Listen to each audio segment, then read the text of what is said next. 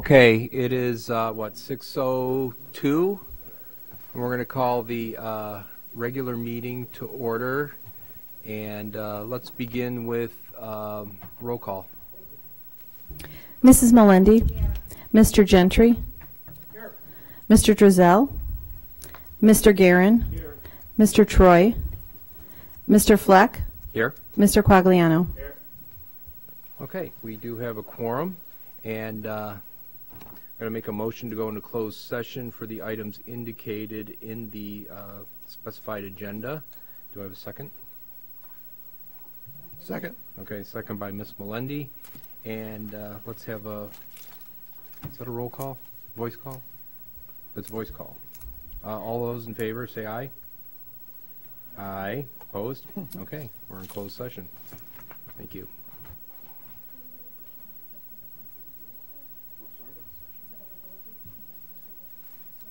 Oh, it is a roll call.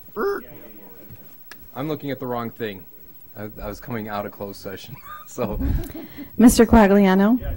Mr. Fleck? yes. Mrs. Melendi? Yes. Mr. Guerin? Yes. Mr. Gentry? Yes. Mr. Troy? Mr. Drizel? Okay, now we're in closed session. Sorry.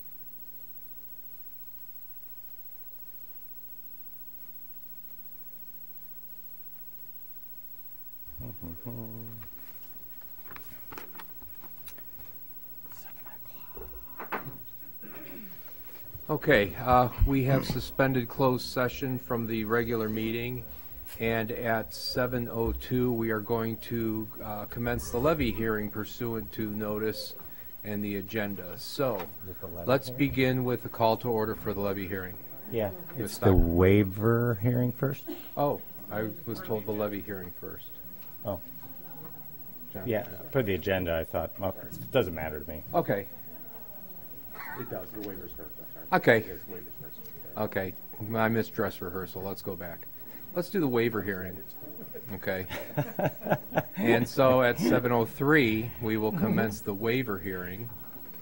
And pursuant to notice in the agenda, let's have a call to order for that, Ms. Stock.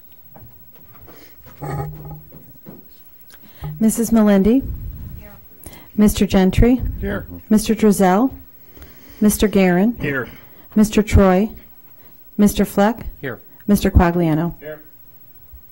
Okay, so we'll begin with the waiver hearing with testimony for waiver of the school code statement of affairs, Mr. Altmeyer. Thank you, Mr. Fleck. Each year the school code requires a statement of the annual affairs of the district be published in the newspaper prior to December 1st. The cost of publishing the statement of affairs approximates $3,000 a year. A waiver for the FY19 next year is being requested in an effort to save the district the costs associated with this publishing.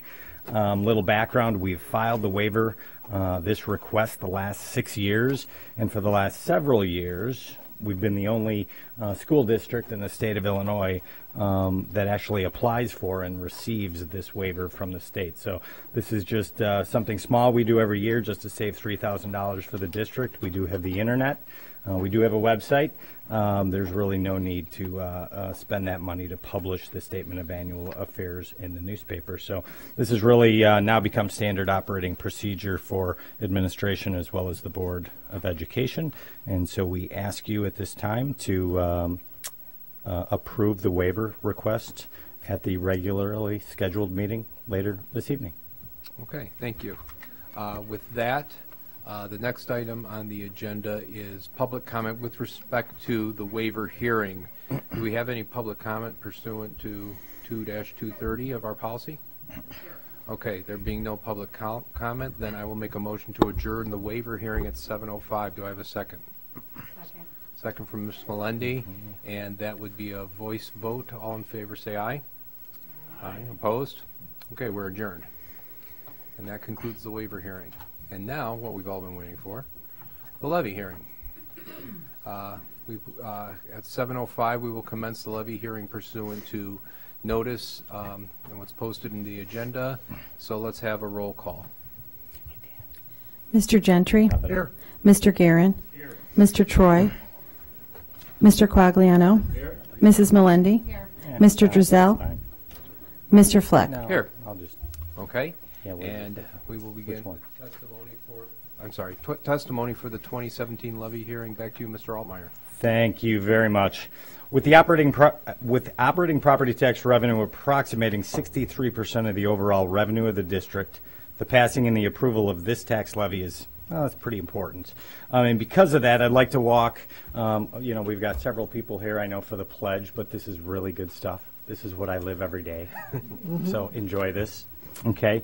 I'd like you to walk you through what is the tax levy, what is this process, and kind of walk the community as well as the board through some facts and figures with regard to the 2017 property tax levy. So what are some of the things I'm going to talk about? PTEL is the property tax extension law limitation, so I'm going to define that for everybody. I'm going to provide some data points on EAV per pupil as well as the tax rate. Where do we stand from a benchmark status? We're going to talk about historical CPI, the Consumer Price Index.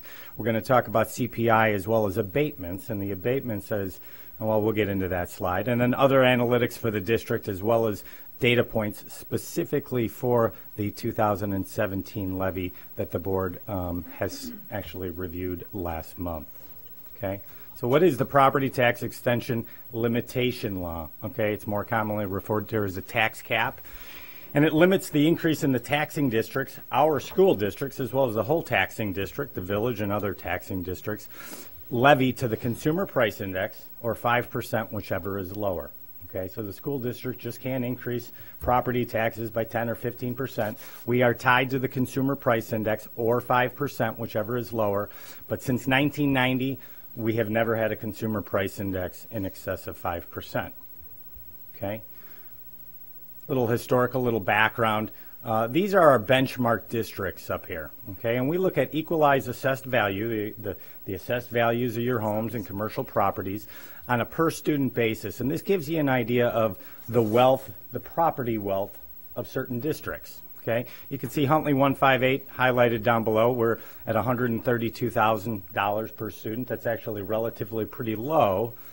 When you look at, for instance, Crystal Lake at $395,000 per student, we have 1/3 of the property wealth that Crystal Lake 155 has.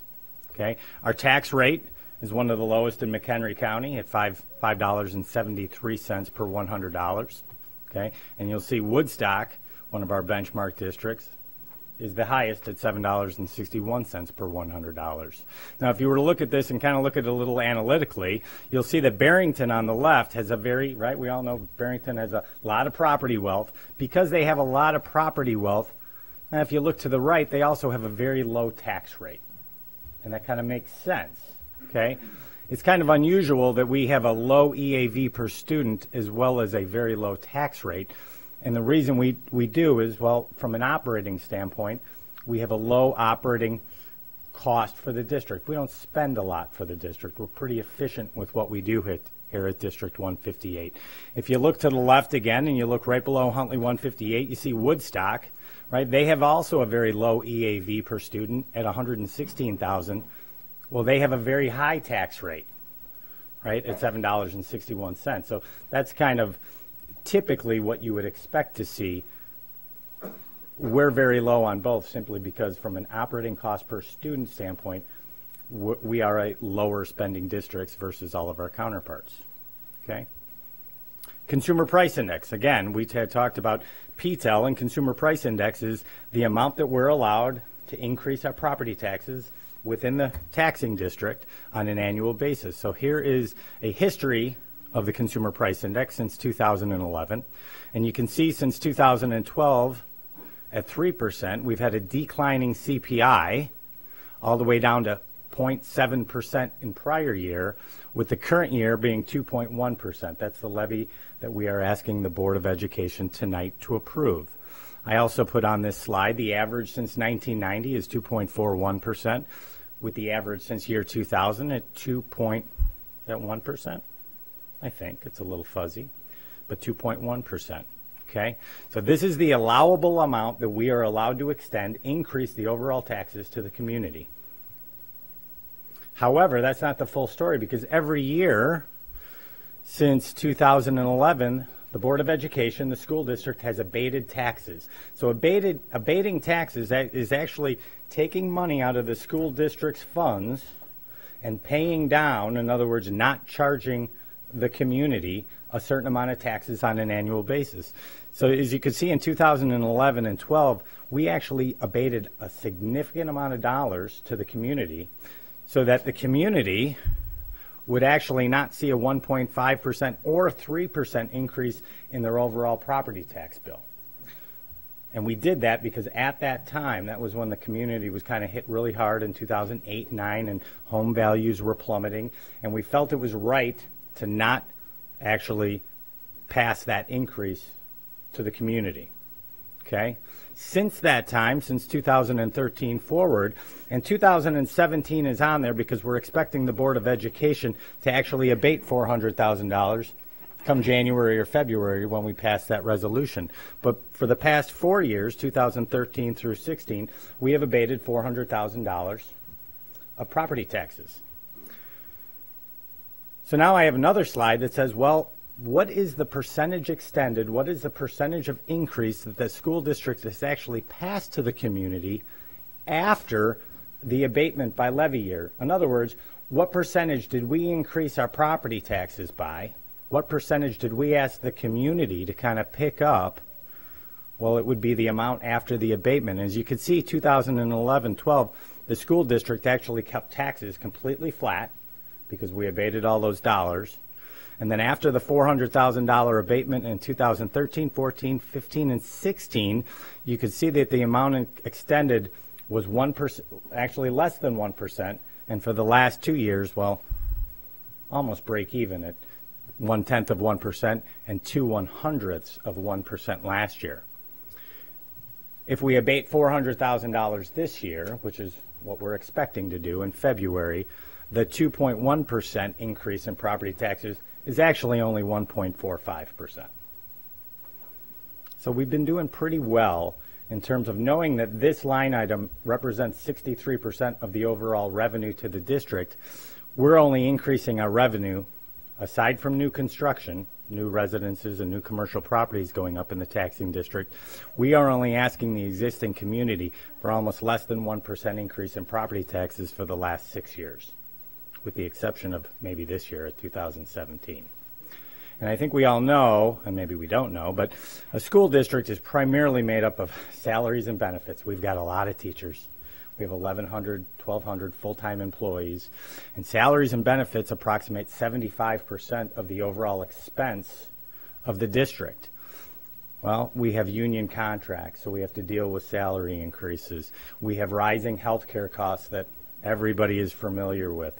We have contract costs that are certainly increasing by more than 1% a year. So we've got a lot of expenditures that have been increasing by more than 1%, yet on the largest revenue line item coming into the district after we have provided for abatement, we have only extended actually less than 1% per year for the last 5 or 6 years. So it's a good thing. I think what that points out is, well, we've been very efficient. We've been very efficient, which I think most people are familiar with, right? We talk about this a lot. This is the operational spending per pupil versus a lot of benchmark districts, a lot of local districts versus as well as other districts that we kind of look to from a curriculum measuring standpoint. You can see us out to the far right. We spend approximately $9,700 per pupil. The state average is $12,900. That's about 24% less than the state average. And you can see Barrington to the far left at $16,000 plus. So I think this just points out that from an efficiency standpoint, we've been pretty efficient. And I think we all know with some of the things we've been doing from an effectiveness standpoint, whether it's the implementation of digital learning one-to-one, whether it's some of the things we've been doing at the high school with blended learning in our medical academy and a lot of other things, and knowing that we have some of the highest scores in McHenry County, we're pretty effective. We're getting it done. And because of that, I'd like to make the recommendation to the Board of Education to pass the current levy with a 2.1% increase. I think you have the packets in front of you, but I'll make that recommendation in a second. I've got a few more just analytical slides here for the board and anybody else who's interested. Equalized assessed value. I think we all know we had a real estate crash, 5-6 years ago. The overall equalized assessed value for the district back in 2009 was $1.4 billion. We saw that plummet 25% all the way to 1.075 in 2014. And for the last 4 years, there's been a steady increase in assessed values, which is good for all of us, to $1.3 billion. So we are very close to getting back to where we were in levy year 2009. New construction, this is new residences going up, new commercial properties going up. This is a very good thing for the district because when there's new construction, that is actually new tax dollars that is coming into the district, right? So over the years, since 2011, you can see we've had a very steady increase in new construction. Last year, there was $24 million of new construction that came on our tax rolls as a result of a TIF. The board is aware of that. And this past year, we have $17.6 million in new construction as part of this year's tax levy. That's kind of a history of our new construction. Data points with respect to the 2017 property tax levy that the board reviewed last month. EAV is increasing 7.49% from prior year's $1.3 billion. New construction is down from prior year. That's right, due to last year's TIF. We noted that. The cap tax rate, the tax rate that everybody should expect to see within their property tax bill, based on the estimates provided by McHenry and Kane County, are going to decrease to $4.72 from prior year's $4.90. And lastly, and this is really for the board, the levy is ballooned 1% or $632,000 to cover an estimate of new construction. New construction comes to us from Kane and McHenry County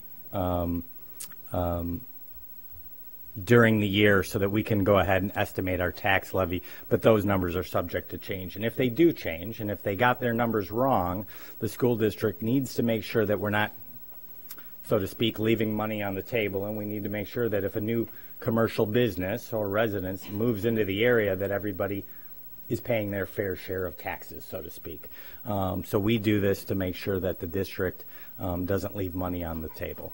The total levy request approximates $63.8 million. And at this time, I'd be happy to answer any questions. But ultimately, administration makes the recommendation to approve the 2017 tax levy, as noted in your packet, at $63.8 million. Okay, thank you, Mr. Altmeyer. Is there any questions? Okay. No questions? Okay, then I'll move on to public comment for the levy hearing. Do we have any public comment with respect to the levy hearing? I did. You have one in front of you. Okay, I do. Okay. Per our policy, we do limit public comment to 3 minutes. I'd like to ask Mr. Grief to come up, and There you go. the floor is yours. Make sure the green light is on, sir. You can get rid of it.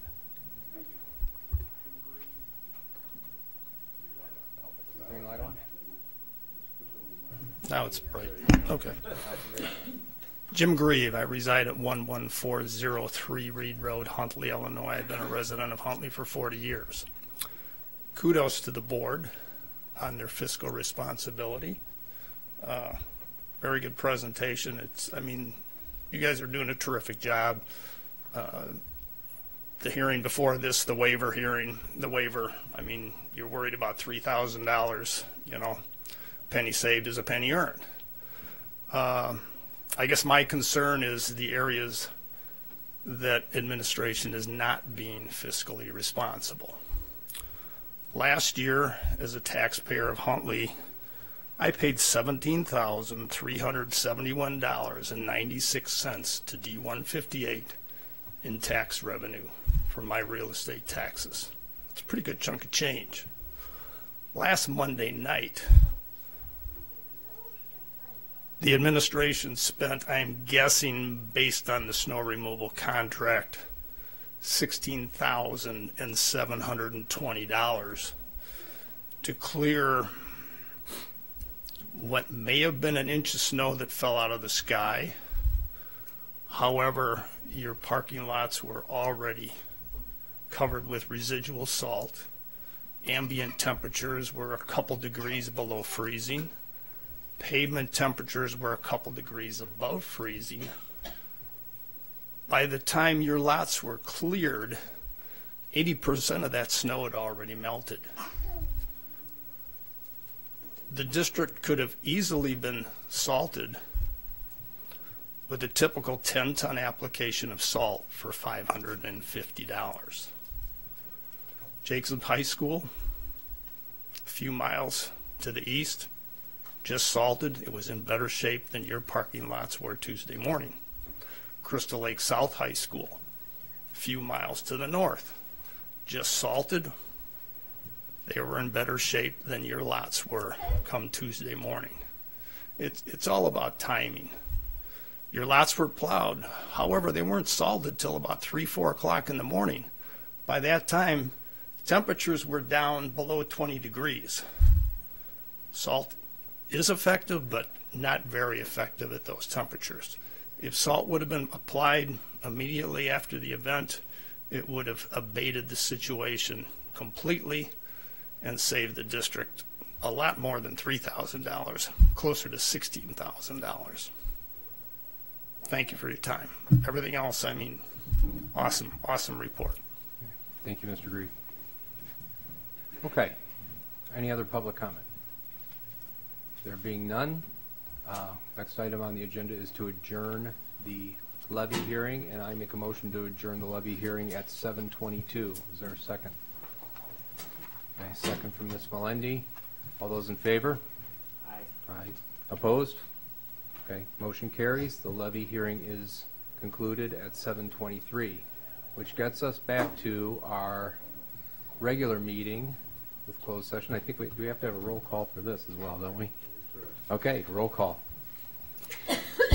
Mrs. Melendi? Mr. Gentry? Here. Mr. Drizel? Mr. Guerin? Here. Mr. Troy? Mr. Fleck? Here. Mr. Quagliano? Okay, we have a quorum for that. So now we are resumed in public session. Since we suspended closed session, we have no action items at this time, but we will now go to the Pledge of Allegiance, and we have some very special guests here from Cheswick Elementary. And Dr. Zayas, if you can come up with them.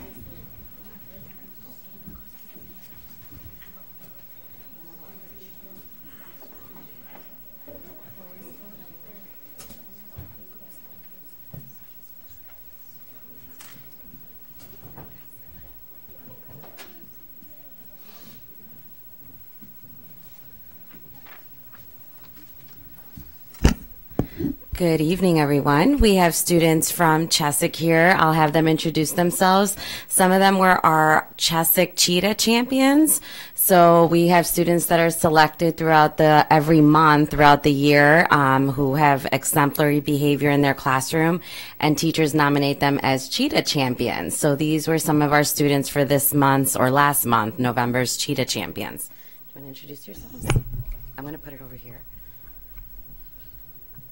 You come over here, say your name. Haley. Say what grade you're in. What grade? In here? Second. Second grade? Oh, go ahead. Claire, and I'm in first grade. Dylan, and I'm in second grade.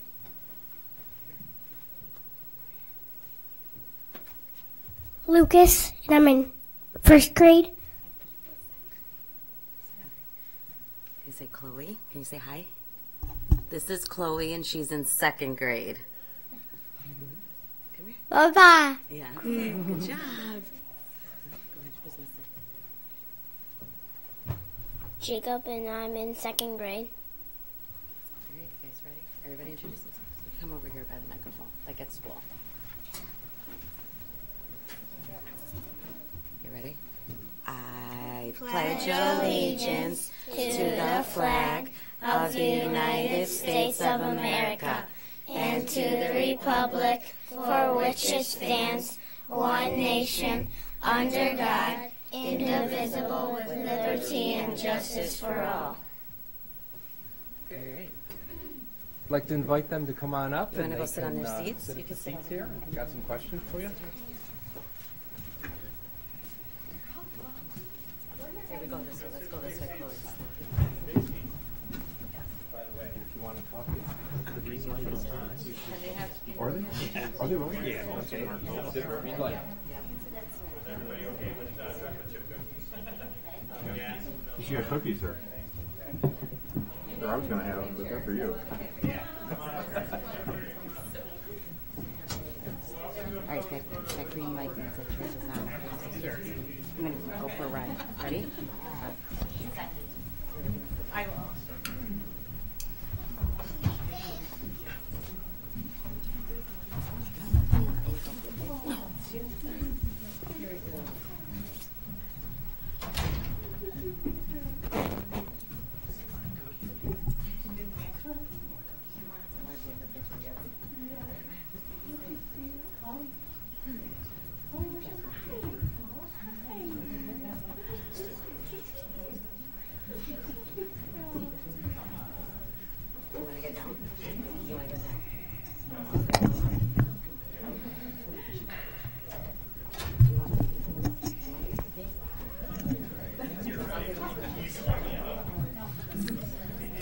Hi.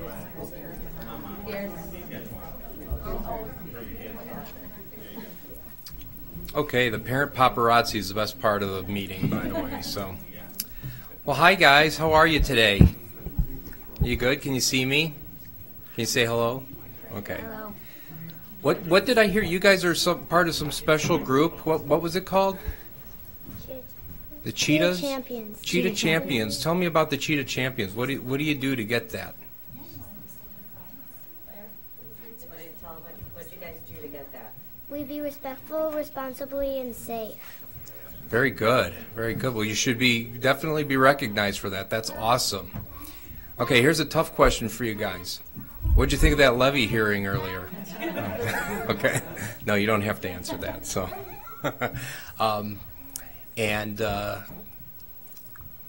there's something coming up in a week or two? Do you guys know what's coming up in a week or two? Is there a holiday? Christmas. Oh, Christmas. You know how many more days it is?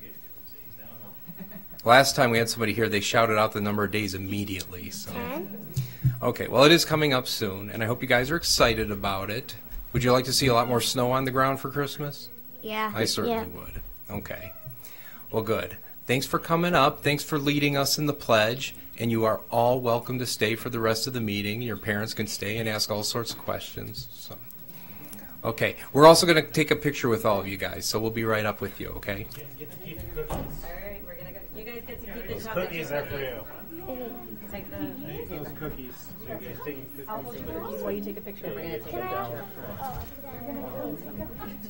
Here, we're gonna take a picture. Here, you can take these, bud. Yes. You guys are gonna go down in front.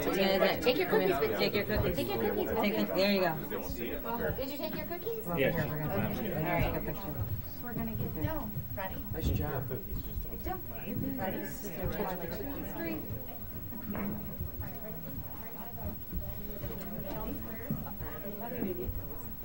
Oh, I know. I had thoughts. Had thoughts. Short board. Short staff. Short staff. No, we. Whoa. Sensitive. Exactly. Yeah. We would never say these. I'm not wearing heels today.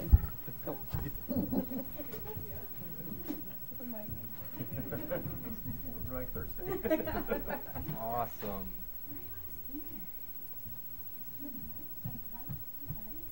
Perfect. There we go. Okay. Oh my gosh, we have the good camera. Right? Big time, we have the good camera.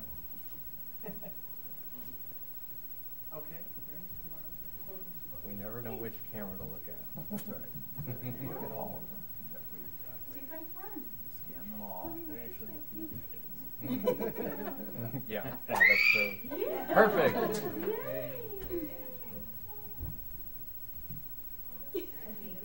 Okay. Thank you very Good much. job, guys.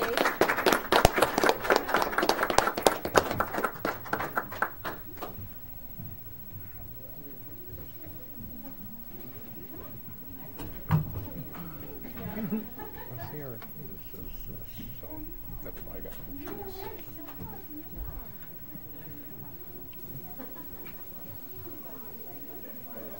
She had cookies. The little girl on the.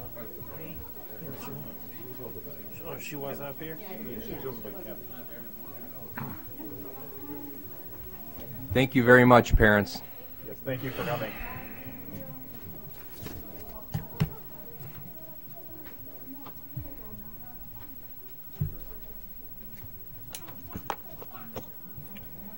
Okay, we're going to move some things along here. We've already had the waiver hearing and the levy hearing, so we're going to move on to resume the regular meeting. And do we have any public comment for the regular meeting, Mr. Armstrong?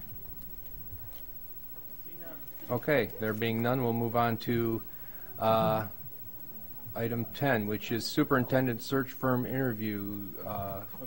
Says Mr. Rizal, but I'm going to pass it on to Mr. Quagliano, I believe. Adam, can you just have them? They all know that they're all coming in at the same time, as Okay. far as, and they all know their order. Yeah, I'll reiterate.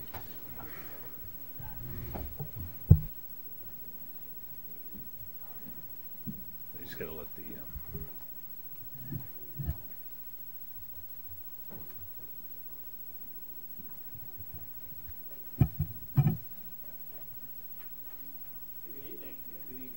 your time to get yourself situated.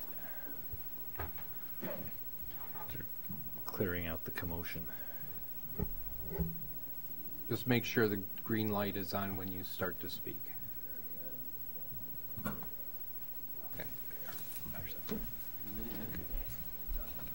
Start with Liz.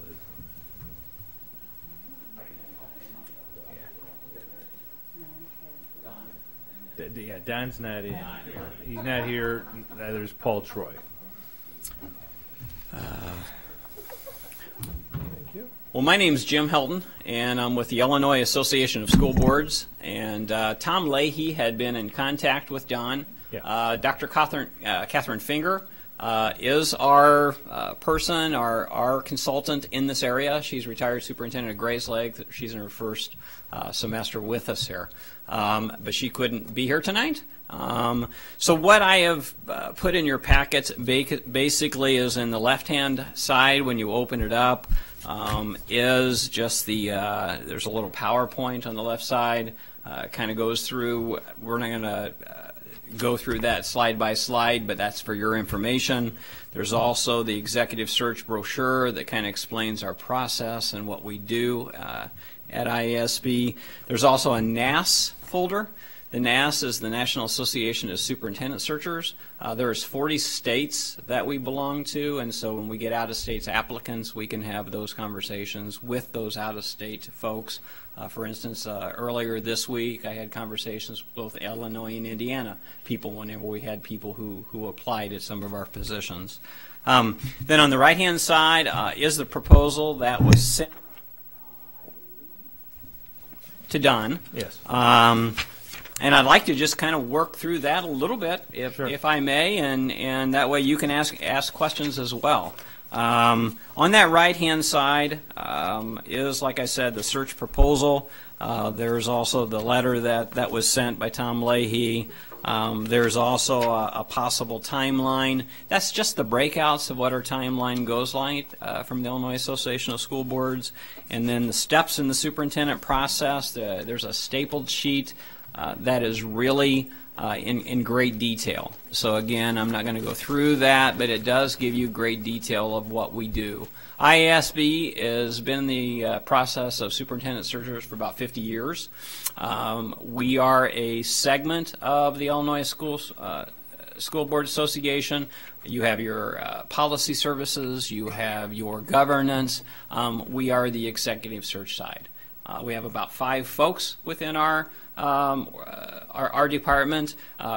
3 of them are located in our Lombard office, and then the rest of us work out of Springfield. Myself personally, I live in Edwardsville, so I'm out of the Springfield office, and nobody else could come here tonight, so I said, hey, why not? I know folks in this area, and I used to teach along Route 80 down there, so it was kind of nice to come up here and drive again. So what we do is whenever there's board action, we facilitate a professional executive search to meet the needs of the district, designate a search coordinator, that would be Dr. Finger. We would assist the Board of Education in establishing a timeline for the search process. If you would approve here within the next month, it's about a 6 to 8 week process.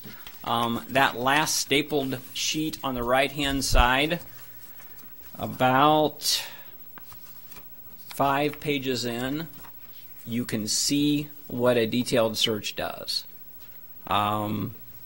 We get board approval in December and January. The position would be posted on the websites. The consultant would meet with the board right away in January. Then the search would then be planned. There would be an online survey component of it. What we do with all of our searches, we have an online survey component that surveys board. It surveys staff, and they also survey community.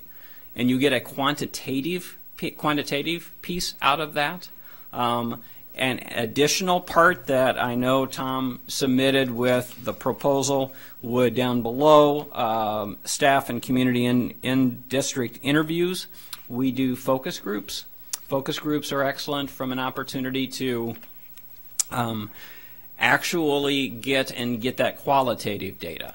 And our base search is the $9,900, and then there's options down below to fill in the necessary pieces. There's nothing on top of it. We don't charge mileage. We don't do those types of things. It's all inclusive, and everything's based upon your enrollment of your district, just like your IASB enrollment is. You have your fees, etc. So Dr. Finger would be your point person. She would be generally the one who communicates with the board president and really working with the board to kind of set up and plan the process. If the board would want additional focus groups, she would be the one to plan that. It's generally, for a district this size, it's generally 1 or 2 days of being in district, having the opportunity to meet with administration, having the opportunity to meet with staff, having the opportunity to meet with community folks in the evening time. For instance, Champaign, did Champaign last year myself. We had 10,000 students there. We had 2 days of in servicing. There was some time that they wanted for people to come in and see us, but we met with all of our their non-certified staff. We met with any staff and did focus groups as far as at each building. If they needed to come and see us, we would do that. We did evening sessions with communities, and how we would do that is if there's a large group, we get them in smaller settings with spokesmen and go through 4 basic questions. We talk about the uniqueness of the district.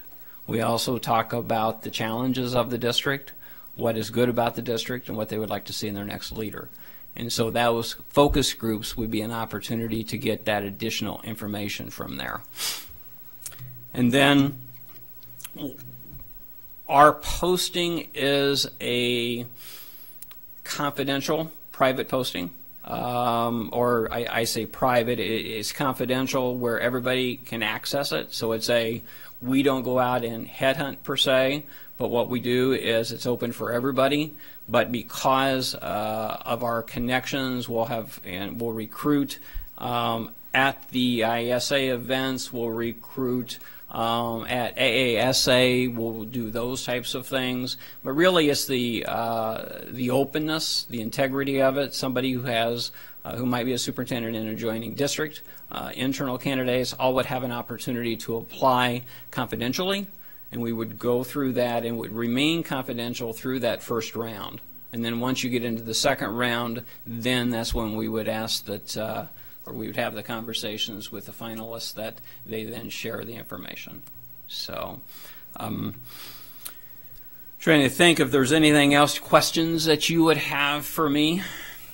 I mean, typically, what kind of turnout do you get for focus groups? I mean, how many people are you looking to participate in that? Yeah. What we'll do is, for the focus group piece, if you do it during a school day, it's kind of tough. For instance, in Champaign, when we did it in the community in Champaign, we had started pretty early in the morning. We met at 6:30 with our non-certified staff. We met then, went to some buildings where they had staff that had shared planning time. So we had that opportunity to do that. In the evening time, they were pretty well attended. They would put the put the notice on their Twitter, on their Facebook, etc. We would have, let's say, 100 people in a gymnasium. They would be seated. They would have a person who was their spokesperson.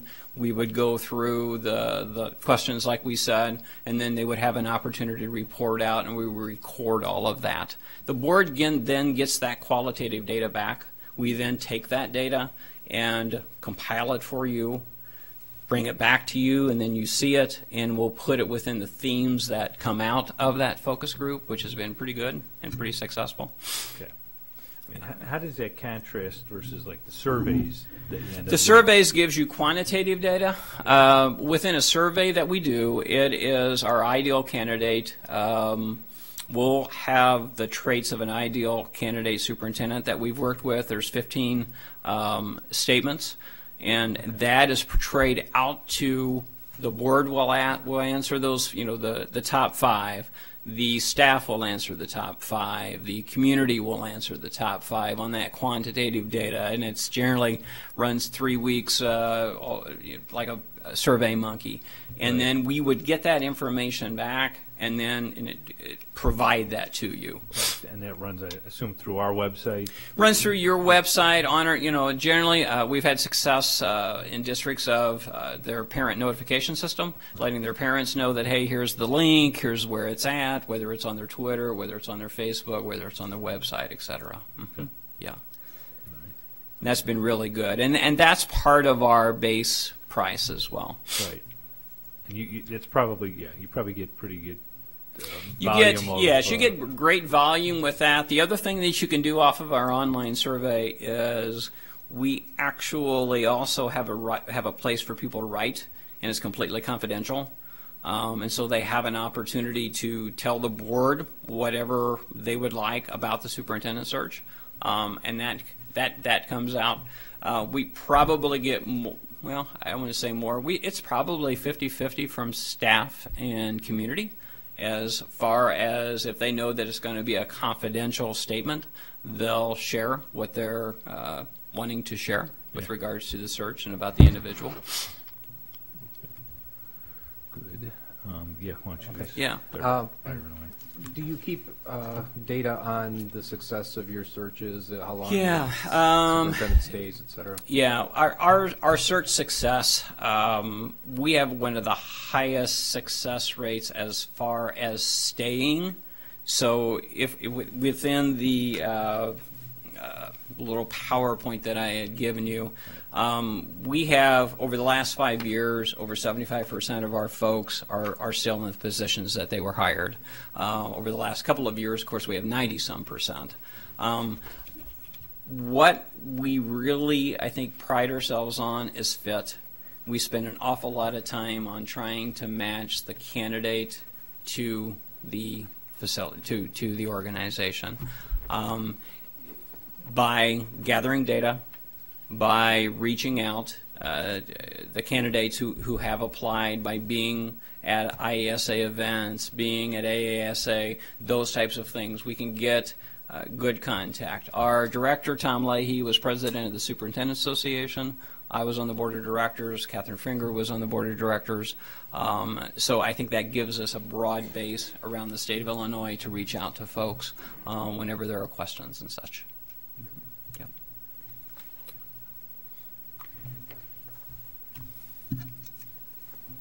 Just kind of an oddball question, but if you can think of kind of what would be probably the least successful effort, and what kind of separated that effort from others. Well, I think, our goal is to find that match. What ISB does is we're with you till the end. If it doesn't work the first time through, we're not gonna walk away from you. Mm-hmm. If that means helping you find an interim and we repost, or we repost and go to a second round of folks, that's we've had to do that before. Odd things have happened in searches where I'm trying to think of something specific. You rarely want to take just one person into the final round. Mm-hmm. We had a district want to take one person into the final round. Well, contract negotiations fell out between that one person and the district, right. And so therefore we had to repost. We had to say, hey, we're going at it again, and we just reopened it. No additional costs. We did change the vacancy announcement a little bit, and then we were able to get a successful person the second time around. We've had situations where at the end of the first year, I don't know of one personally, but I know director said end of the first year didn't work, and so they reposted it and did it again. Mm-hmm. And so that was a whole 2-year process with things. So we've had districts that didn't work the first time, but we're with you, and we'll stay with you till the end. And those that we've stayed with have worked the second time around. Okay. Yeah. Any other questions? No, I just have the most general of questions. to maybe end it. And, just want to make sure Yeah, nobody else I has mean, any because other what we questions. do is, I mean, we do like everybody else does. We, Yeah, you know, we my take the apps, question we was check gonna the be what- credentials, we do all of that piece. That's typical work that we do. Right. Then what we do is we take that pool, and a committee of folks then goes through those and screens them, and to look to see what the match is for what you and your constituents have said you're looking for. Then what we'll do is contact those folks and contact their references and contact references that they haven't listed, because whenever they sign up through us, they know that we're also going to contact additional folks that we know. Having the connection to the Superintendent Association has helped us, because we're able to make phone calls around those people to say, hey, what can you tell us about these candidates? And that's been very helpful. We guarantee that they are willing to come to an interview. They'll come to an interview. We help set that up. We do all the calling. We set up first round of interviews. We can help set up second rounds of interviews. At the end, something that we've done quite often, Champaign did it. Fact is, I was at a board meeting last night where we'll take the final 3 candidates. We'll have a focus group with those final 3 candidates. The board will interview a candidate, and I'll have a candidate with a focus group, and then we'll rotate through.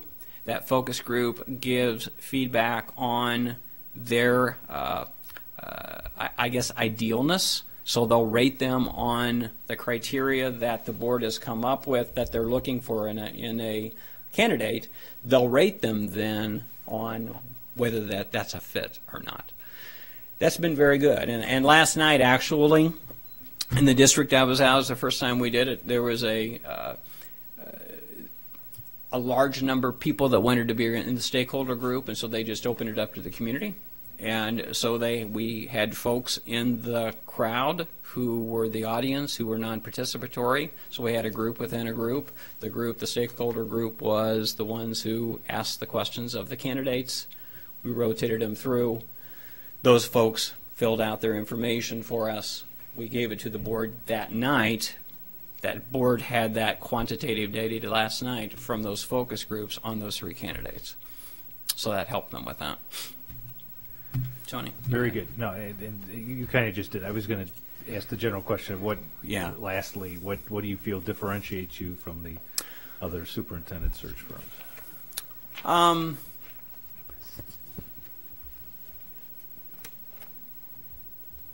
I don't know, it differentiates us. I think what sets it, we're proud of the integrity of what we have. IASB is an organization that's been here. We provide services for boards in a lot of different ways.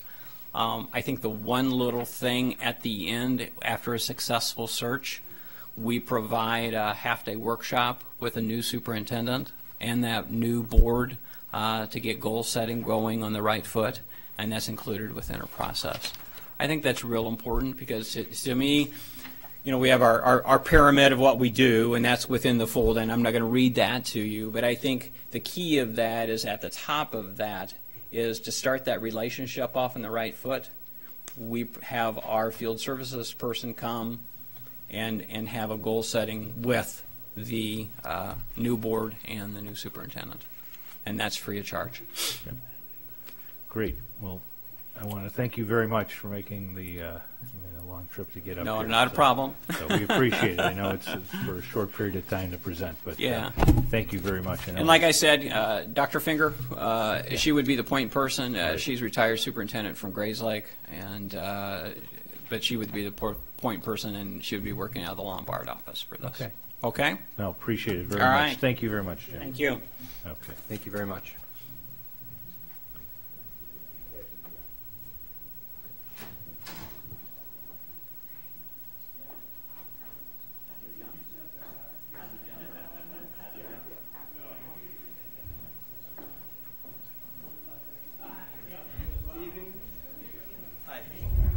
Hello.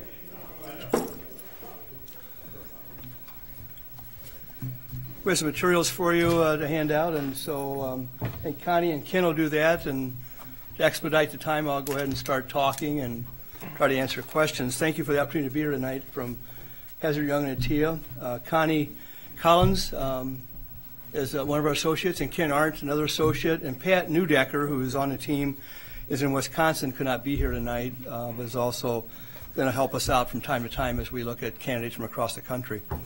Hazard Young and Atia is a search firm that works as part of the ECRA Group, which is a large company that works nationally, and Hazard Young and Atia is a division of ECRA Group, and we specialize in searches and leadership programs, strategic plans, community engagement as areas that we work in tremendously. So we always look forward to our engagements with boards around the search process, because we know that we're going to work a lot about your goals and your vision, your mission that you hold in high regard, and so do we when we work with the district. We try to own those as much as we can as a company, as individuals working with you. We want to put ourselves in your place and ask the question, who would we want to be our leader? Who would we want to work with as a superintendent? And that's our standard, basically, in terms of what are we looking for in a leader. And we think it's really important from a stakeholder standpoint, from a board member standpoint, and as an additional administrator standpoint. We'll talk a little bit about our process tonight. Before we do that, I just want to remind you that Hazard Young and Atia has been around for quite a while. We've done searches nationally. We have a really strong national network of a lot of associates that work in different venues, from college professors to retired superintendents to consultants in other fields.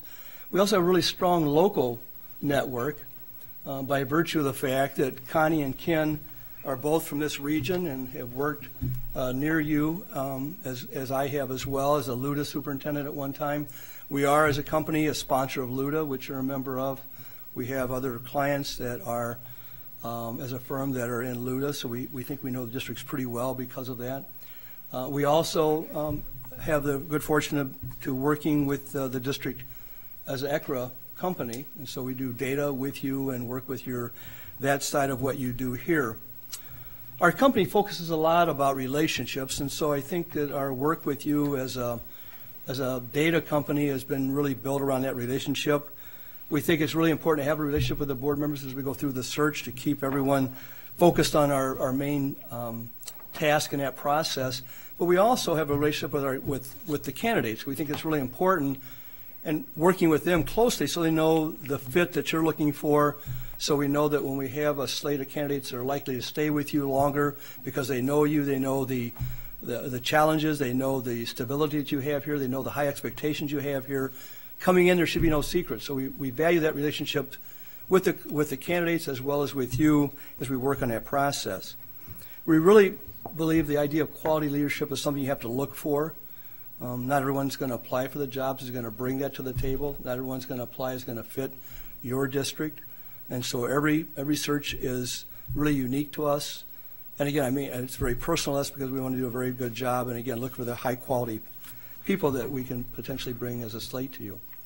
Tonight we're going to talk a little bit about the search process. Connie's going to do that. We're going to talk a little bit about communication. I have inserted in the packet here, we've inserted a tentative calendar, which is just very tentative of kind of the flow of things that we typically do in a search. I want to say that what we do as we go through the process, though, is plan with you and design with you the search process, because it can be quite a bit different depending on your needs and your goals, and we want to know about those goals as we do planning with you as an organization. This is your search. We're simply facilitating your task ahead and try to work at a very high level. So at this time, Dr. Collins. Hello, how's everyone doing? Good to be here, John. I almost didn't recognize you with the beard. Yes, I'm also superintendent in Round Lake District 116, where I'm completing my 8th year with superintendent in Oak Park, District 97 prior to that, and Zion District 6 prior to that. And so we, like Huntley and Round Lake, are recipients of the competency-based education pilot, and so we're excited to partner with Huntley in that. I want to talk to you a little bit about the 4 phases of the search process. The first one is engage, and this is a process to engage both the Board of Education as well as the stakeholders to find out exactly what it is that you're looking for in a superintendent. And so we are able to come and have online surveys, which can be done in different languages. So if there's a need for doing it in more than English, we're able to provide that. Interviews also take place, and you can decide which groups you would like to have interviewed or which individuals, and focus groups. So if you have identified focus groups, parents or staff members, etc., we would come and do interviews of those groups. The process is inclusive, it's research-based, and the internet also has a link to the HYA website, which details the search process for the district and the vacancy announcement. The second phase is recruit. So after the engagement takes place, then we are about recruiting. We are a national network, so we're able to recruit nationally. Advertising takes place in national publications as well as local.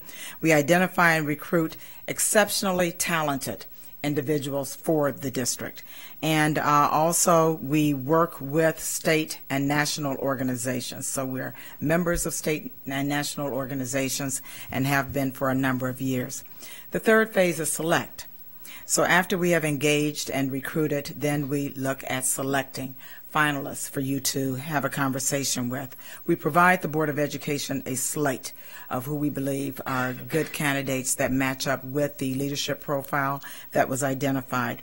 The candidates are really interviewed initially for screening purposes by HYA, and then we're able to bring a list of candidates who we believe fit very well with what you're looking for to the Board of Education. So we're about finding the right candidates for the board. We facilitate board interviews and the appointment process. We review the references, and we do the background checks, and it's an extensive background check if that is something that the Board of Education desires, a more in-depth check of the candidates. So that covers the process from engagement, recruitment, selection, and then finally transition.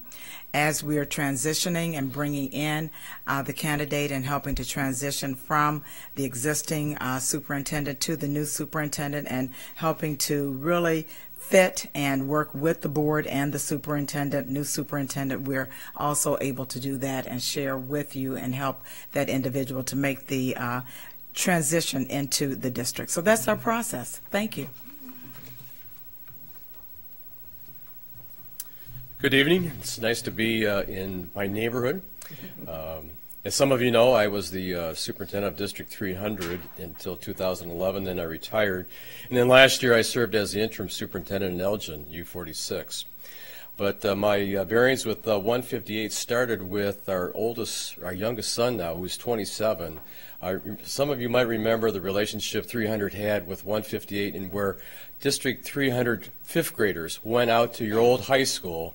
And that was our school for 1 year, and it was a great experience. And so that was my first experience with 158 as a superintendent of 300, but also as a parent of a fifth grader at that time. Leadership means everything, as we well know. And living in this community now for 17 years, I've seen the roller coaster in this whole area. And you selected an excellent superintendent, as you well know, for the past 7 years. And that's why finding the next replacement is so critical, because you have established an extremely high bar. And we believe that there will be many very qualified candidates who are going to want to serve as superintendent of 158.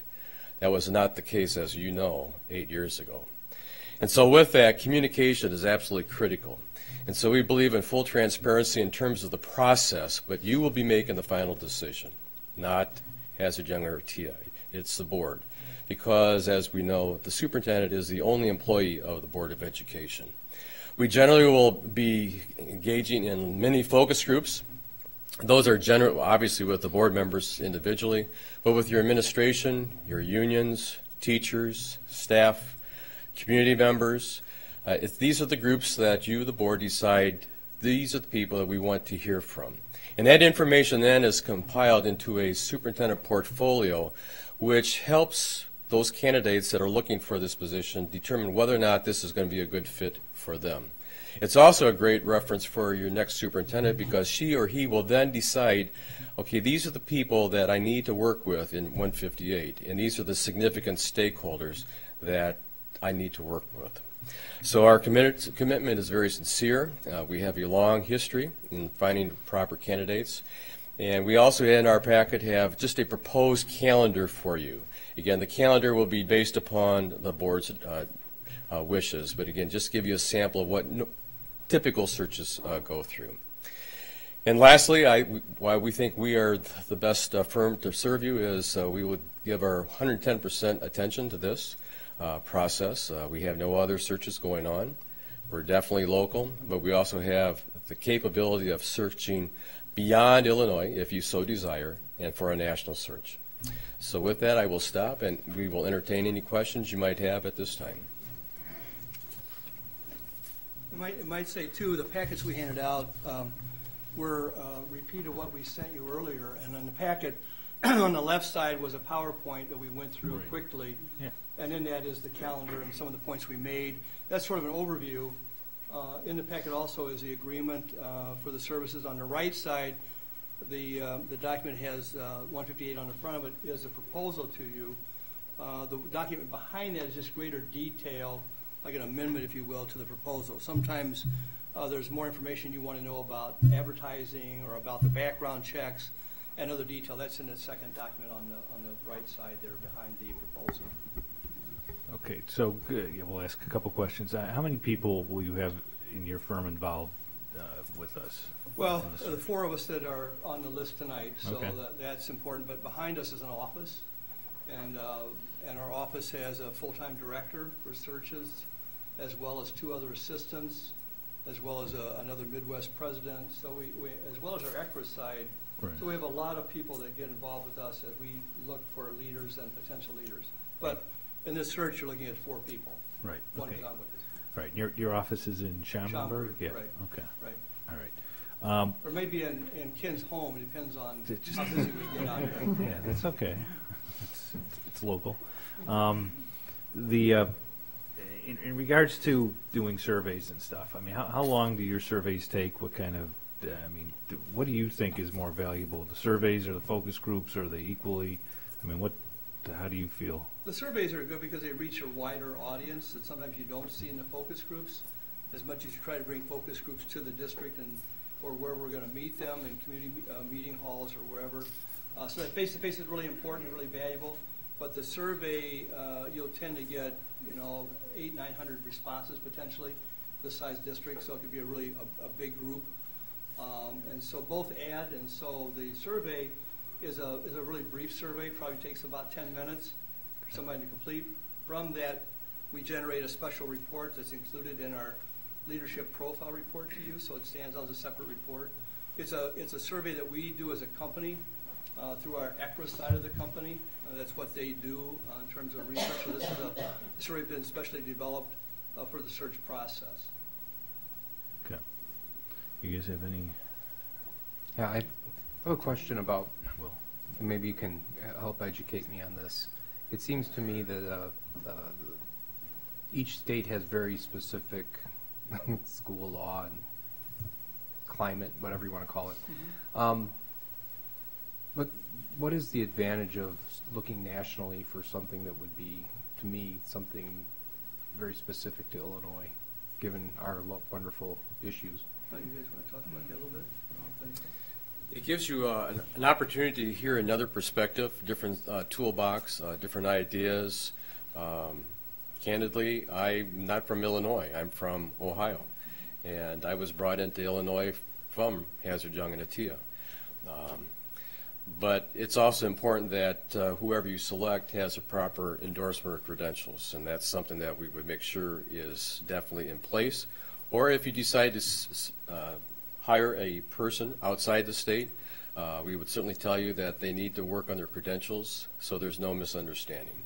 So it gives you a wider range of persons to select from.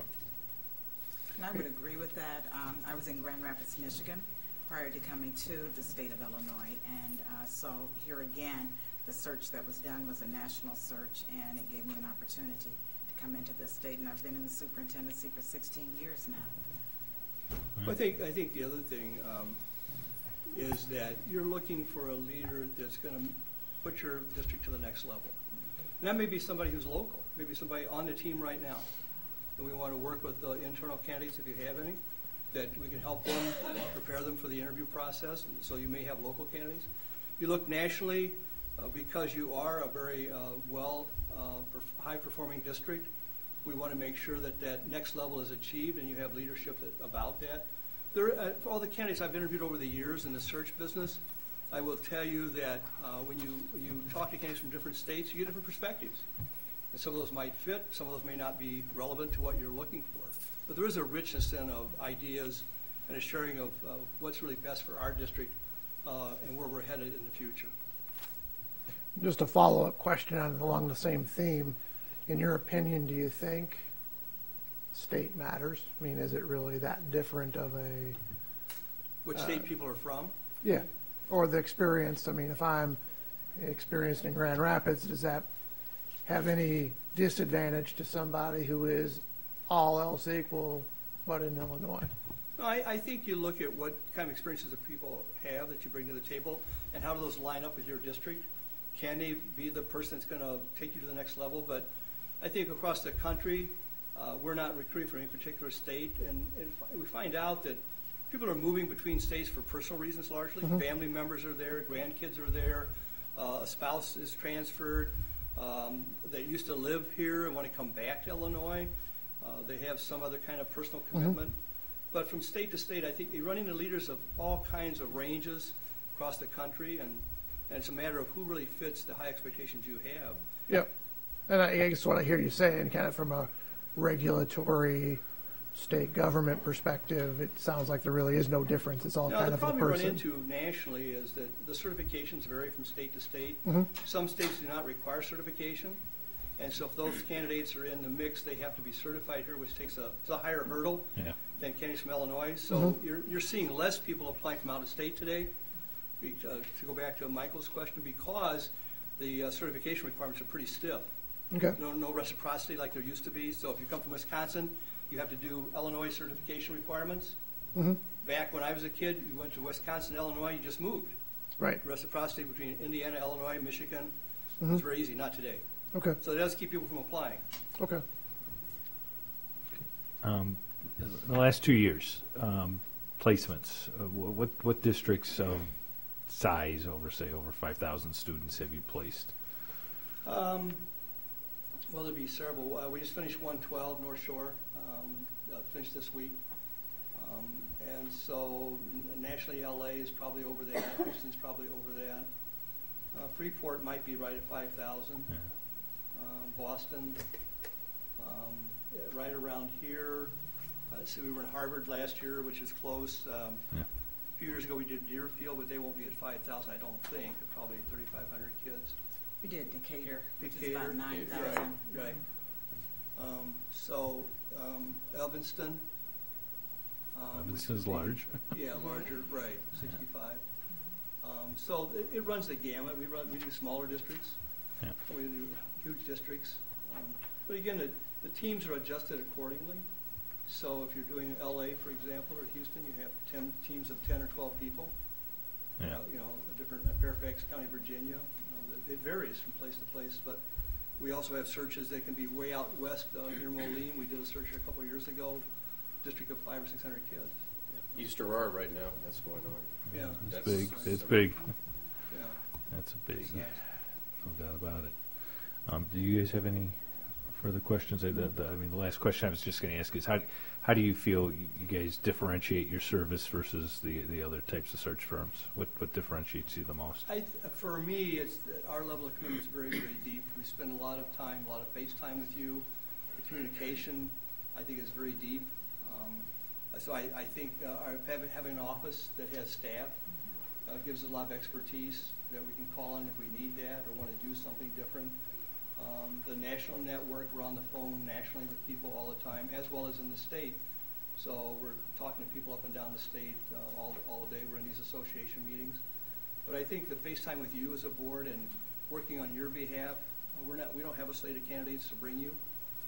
We're going to see what you need and what you want, what you tell us your goals are for the next leader, and then we're going to work on that. So I think our uniqueness is we're working with you to just go deeper and finding high-quality leadership, as Ken pointed out. I think, I'm Okay. sorry, No, I was go just going to say also, as you talked about the Equus side of the house, Right. and that's something that, is able to assist as far as the research and looking at the data in a scientifically researched way. Well, they work with a number of clients, too, who have leaders who we talk to about who they know and what they're seeing in the field that might match up with what the district needs here. Yeah. But I think you heard the process that Connie outlined, and I would tell you that you're going to hear the same thing from all of us tonight, probably, in that regard. A very similar process.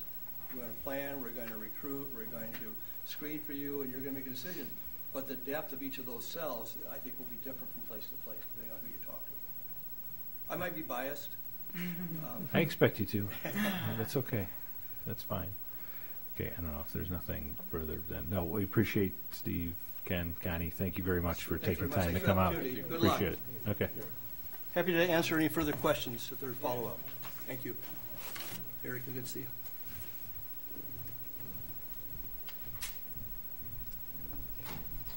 And you guys,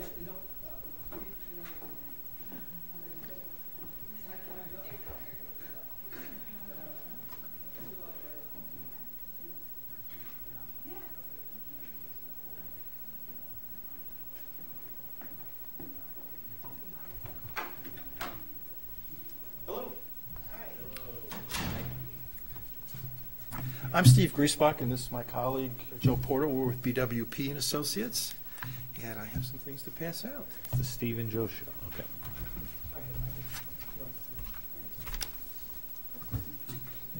Thanks for giving us this opportunity to talk. Thanks. First thing I wanted to say is I was a superintendent for 16 years. I never in my career came to a school board meeting without a jacket on. I was babysitting my two little granddaughters, a 5-year-old and a 2.5. Things were getting a little hectic right as I was leaving, and I left my jacket right there. I'm so embarrassed. So, but if we were fortunate enough to get this job, I promise I will dress appropriately from here on out. Don't worry about it. As I said, as Steve mentioned, I'm Joe Porto, Steve Griesbach, and there's actually a third member if we were to get this search. Mark Friedman would also be part of our team. It's important to mention that Mark is the president of BWP, and more importantly, Mark did your last search for your superintendent, and I think that one worked out pretty well for you. He knows the district very, very well, and he will be a tremendous asset to our team. And as president of BWP, it shows that he believes your sign out there that this really is a destination district. It's important to BWP, and we'd love to get the search. So with that said, we're going to just do, with our time limit, we were not going to try to even get through the packet. We figured many of the processes are similar. So what we'll do is tell you a little bit about us, and then we'll flip around a little bit in the packet, and we're going to start with what makes us special, rather than to take you through the process. If there's time, we'll take you a little bit through the process steps. But we figured at this point, the third out of the four, you don't need to hear every little bit of the details. So, as I mentioned, I was a superintendent for 16 years. I retired in 2011. I was a superintendent out in the western suburbs in Burr Ridge, and then on the North Shore in Wilmette. And after I retired in 2011, I've been working as both an instructor at Northern Illinois University and as a consultant in my own firm, which specializes in strategic plans, and also with BWP, where we do searches. Steve? Steve Griesbach, and I'm going to start a little earlier than Joe did in my life, because actually I grew up in McHenry County, in McHenry, and that's where I was born and raised. So this is kind of coming back to old home days. But my career was mostly in the Chicago suburbs, and I went from being a high school teacher to a middle school assistant principal to an elementary school principal, an assistant superintendent, and then a superintendent in DuPage County. I retired 5 years ago, and during those 5 years I've been running workshops for the DuPage County Regional Office of Education for principals and for superintendents, doing some consulting work, and as well as doing searches with BWP. And so what we'd like to do is talk to you a little bit about our process, but really we're the third group that comes in. You've probably heard about processes all along. And so what you'll really want to be able to do is what makes us different and why you might want to work with us in finding John's replacement. So I'm going to let Joe start with a little bit of that, and I'll come back to me, and we'll hopefully keep this brief because I know that Jill's out there, and you may have heard us all talking out there. It's funny, we go on these things, and Jill and I became friends about 5-6 years ago at a conference I saw John at just this fall, and I've known Steve and Connie forever, and so it's kind of like we see each other on these roads, and you've got good people no matter who you hire. Yeah. So if you wouldn't mind switching over to the back section, the last 3 pages, I'm going to take us through the BWP track record, and Steve will be jumping in with this too, and why BWP and our guarantee. So we'll start kind of at the back and move forward. So some things that might make us stand out, or another way to put it, things that we happen to be really proud of. We've just got a rock solid track record. We do not place people that don't make it. John here, 12 years. The average superintendent's stay in Illinois right now is less than 5 years. Many of our placements are those kind of long-term people. And I think the reason that we are so successful is something that Steve will stress too. We really do a good job finding the match. There's lots of good people out there, but not everybody is good in every setting.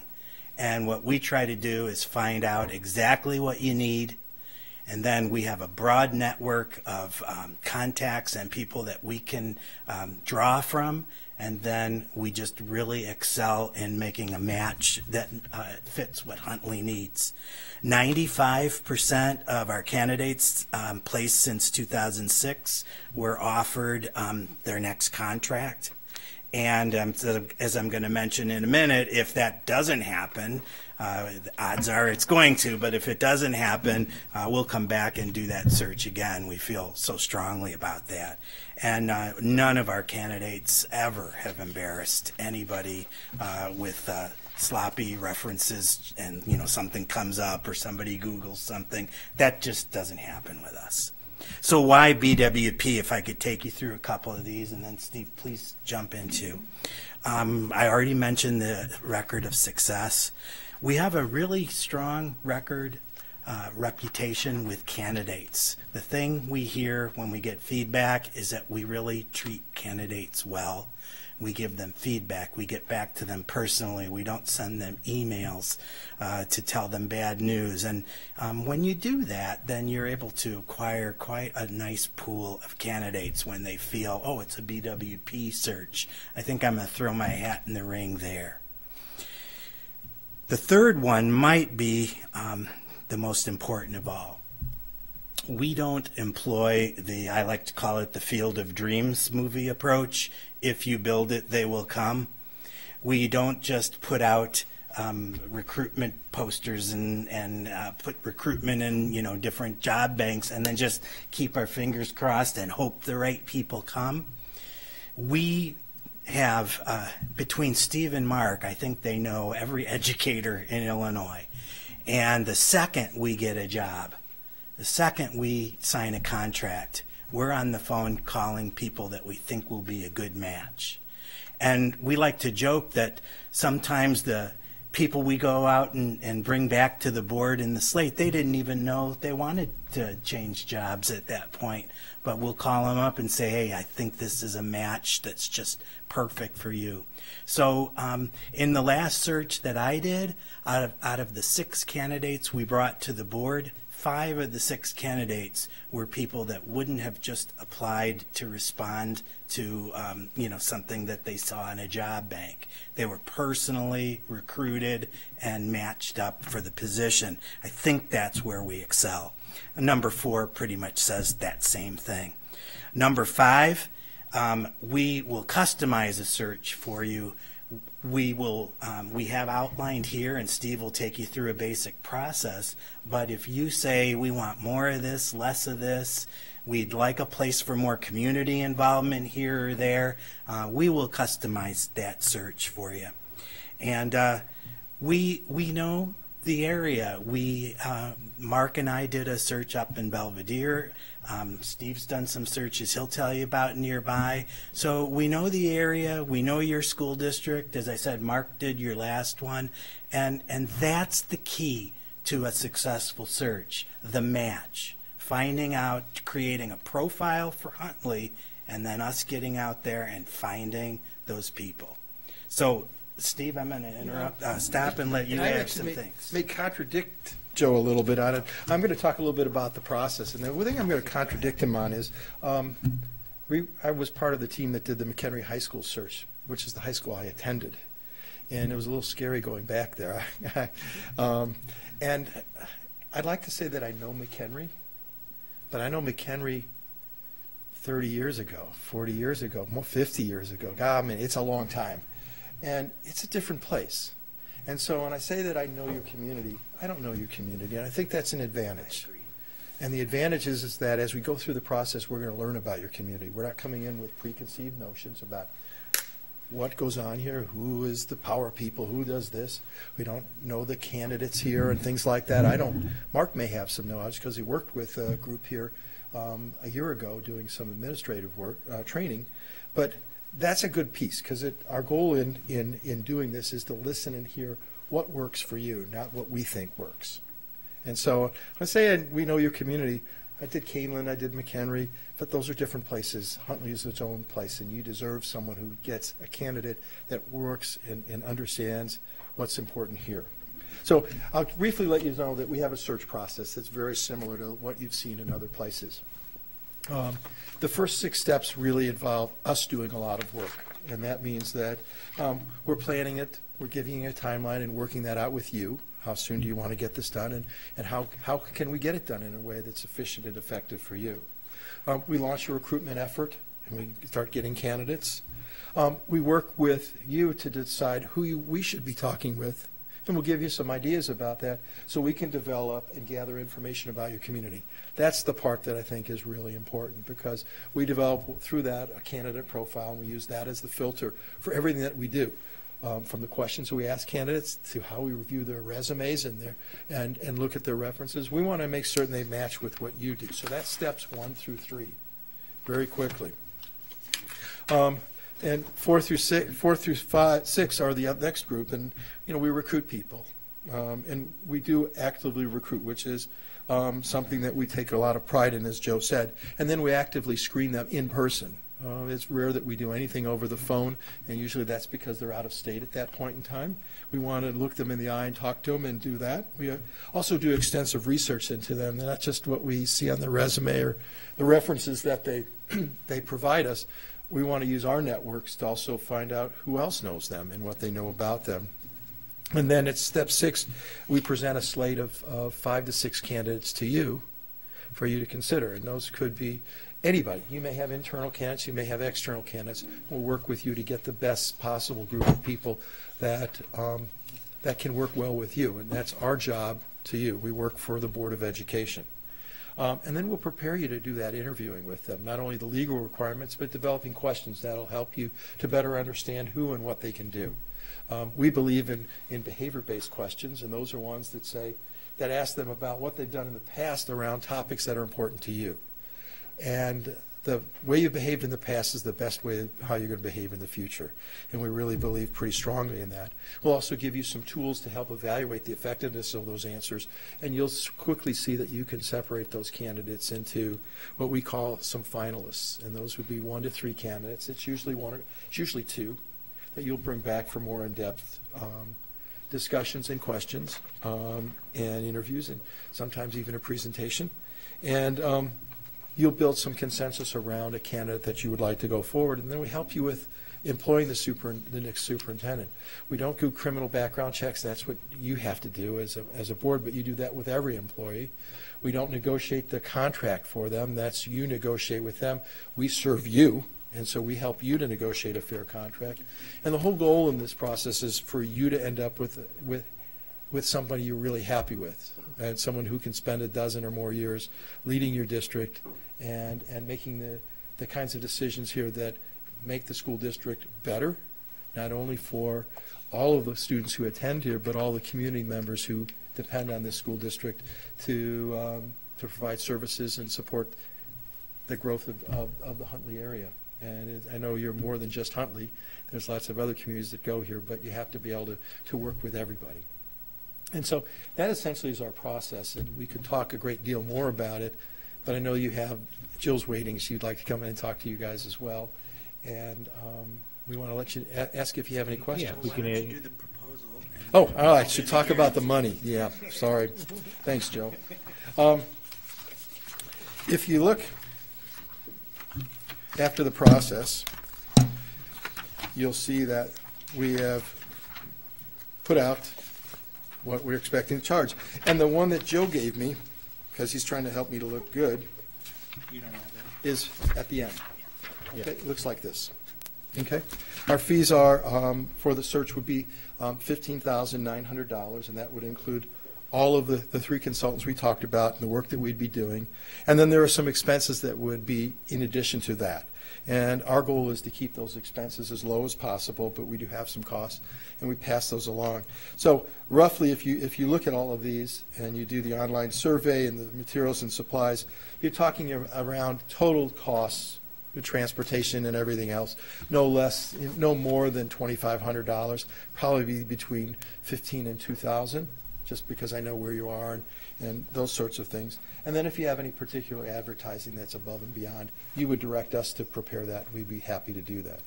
Our goal as a firm is to help you to bring out the best in this process in the candidates and as a board in making a decision, and we'll support you all the way. And sorry for making you jump around. We'll end with the guarantee, if you can find that page. First thing is, if we were to do your search, it's not just up through and including the time when you would hire the person. We would stick with you throughout that process, be on call at any time. We'll give you our numbers, emails, whatever. We'll be able to work with you, take you right through that process. And also, even more importantly, once the new superintendent's in place, we will mentor for free, no additional cost. We will mentor that new superintendent for a full year. And that's not just, hey, give me a call if anything comes up.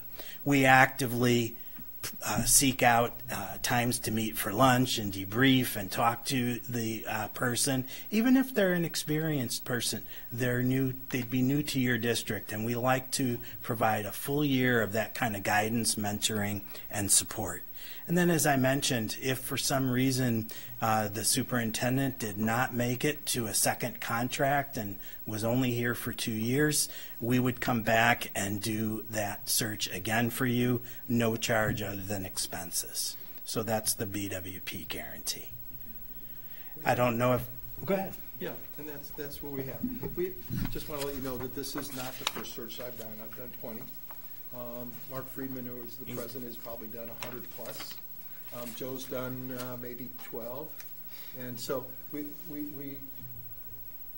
this is not so old that it's not fun and routine. It's pretty exciting for me to be involved in this. Same with Joe, and the same with Mark. He just loves doing that, and that's why he keeps doing it. So. And we don't know if questions were built into our time, or did you? Yeah, we're just going to ask a couple questions. Okay. You guys actually did a good job of answering a couple that we've good. been asking. So, but the one a little different one I want to ask is a Kevin Gentry question. Candidate, you talk about the candidate profile. What does that look like? How many attributes are in a candidate profile typically? That's a great question. There's no magic number. Right. We base it off of the information that we get on both the surveys and when we come in and do focus groups with your teachers, your parents, each board member. A profile will emerge. We like to keep it simple, and it'll be bullet points. rather than some kind of lengthy paragraph. Right. What would you say, Steve? Maybe 8 to 10 qualities? We try to keep them specific and unique to your community and what we hear from your folks in those surveys and such. And as Steve mentioned, I just wanted to put an exclamation point on it. That profile, that's not just a process we go through to make people feel good like they were involved. That profile becomes the heart and soul of the whole search. We look for candidates based on that profile. We write questions for the interviews based on that profile, and we evaluate the quality based on that. So we take that very seriously. I'd say 8 to 10. Yeah, okay, that makes sense. Typically, Tony, what happens is that because we do focus groups and we ask 3 questions, what's great about the district, what are the opportunities for growth, and the third one would be what are the characteristics and traits. We're looking for frequencies across groups, and then you'll have survey data that will be disaggregated by groups, and they usually begin to coalesce around, as Joe said, 8 to 10. Yeah, okay, that makes sense. Any other questions, guys, you want to ask? Nope, you stole mine. I know I did. It is your type of question. Well, thanks for the opportunity. We would love to do the search for you if you think we're a good match for you. Yeah, I hope we didn't exceed our time. I know that thanks. No, I appreciate it. No, you guys did a good. That's why you don't have as many questions. You did a good job of. Do you taking have care a of time frame for your decision? We were just curious. Over the next couple of weeks, absolutely, we'll be having to make a decision. Great. If you have any need to check, and we would encourage you to check our references.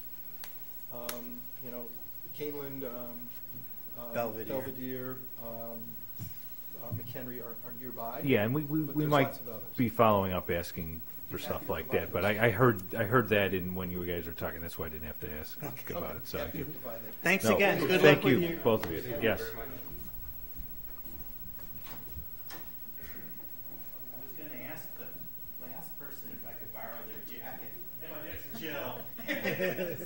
Didn't work out.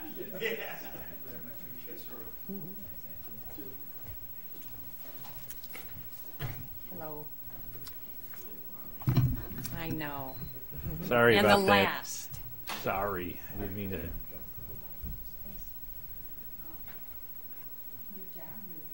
Yeah. He's going to grow the beard until we have a replacement. Well, let me talk to you about that. That was a nice segue.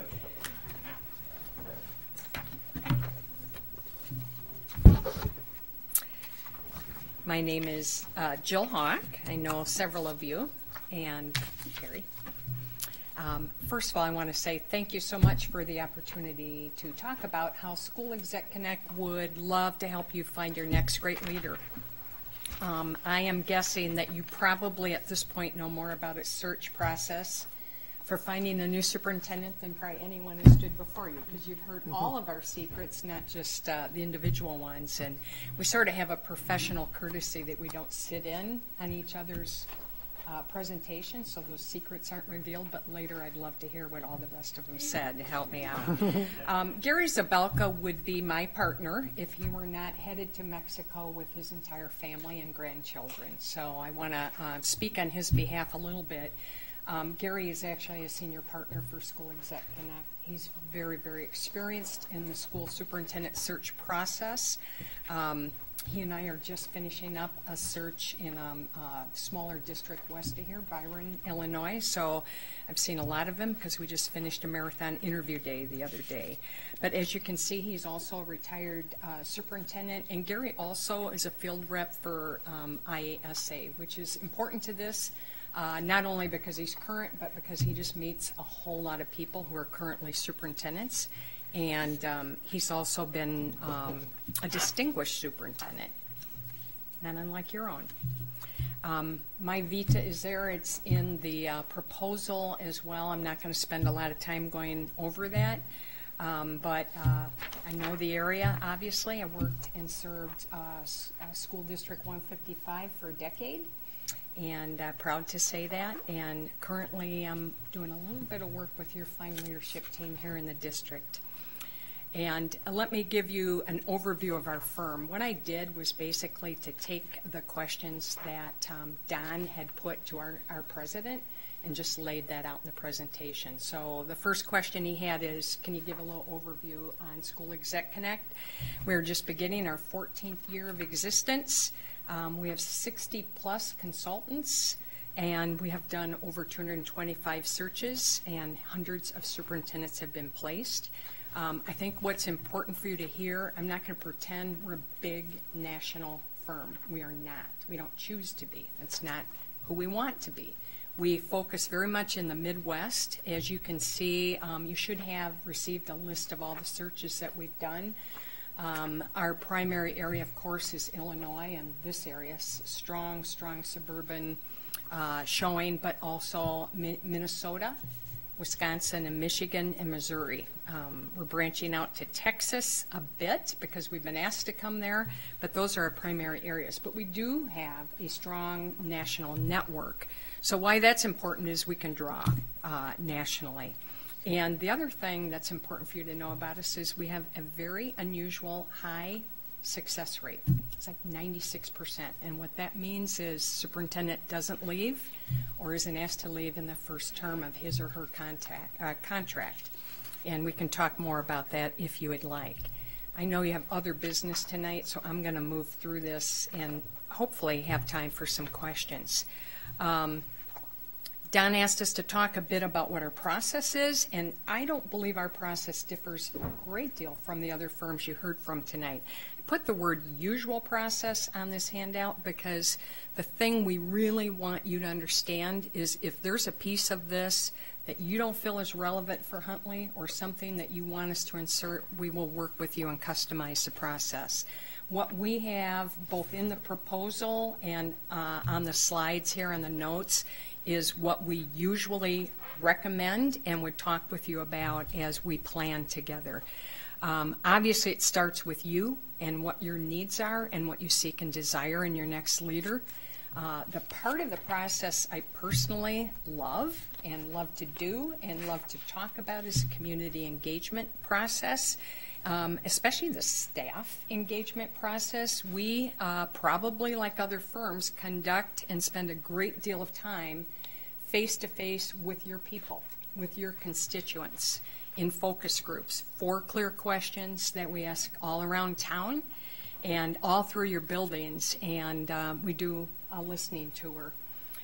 We spend as much time as we need to and conduct as many focus groups as you would like us to, and it varies from community to community until we feel we have a very clear understanding from your constituents about what they would like to see in the next leader. And from that, we boil it all down and create a superintendent profile, which is another significant piece. This is what centers the entire search. That profile we present to you in open session. If you agree with what we're saying, it comes from those focus groups and the online survey, which is extensive. That profile is what shapes both our recruitment and our interviewing process. And so that is a huge piece. We recommend that is made public, that it's posted and shared with your constituents as well. Gary and I will screen. You will have a large draw. Even though you're late to the game, as we say in search business, you will have a large draw because of your reputation, because of the size of the district, because of the reputation of the CFO. No, I'm just kidding. I was just looking at Mark. I had this. He looks so interested. He's like the only one still awake at this time. He's just glad no one came for the Levy hearing, so that's why you got. I know you are. You're like, well, let's go home now. But we know you'll have a large draw, and so Gary and I will spend a lot of time looking at your applicants. Obviously, we will recruit and advertise nationally, talk to you about that, how that's done, and where you would like to do that, as well as what we recommend in our planning meeting. We will interview the people we think match that profile and meet the standards of this fine district, because we know this district, and we will screen that down and bring you between 5 and 7, unless I think when I did the Warren search, they wanted 10. And I think in another place they said, bring us fewer. We don't want to interview 6 or 7.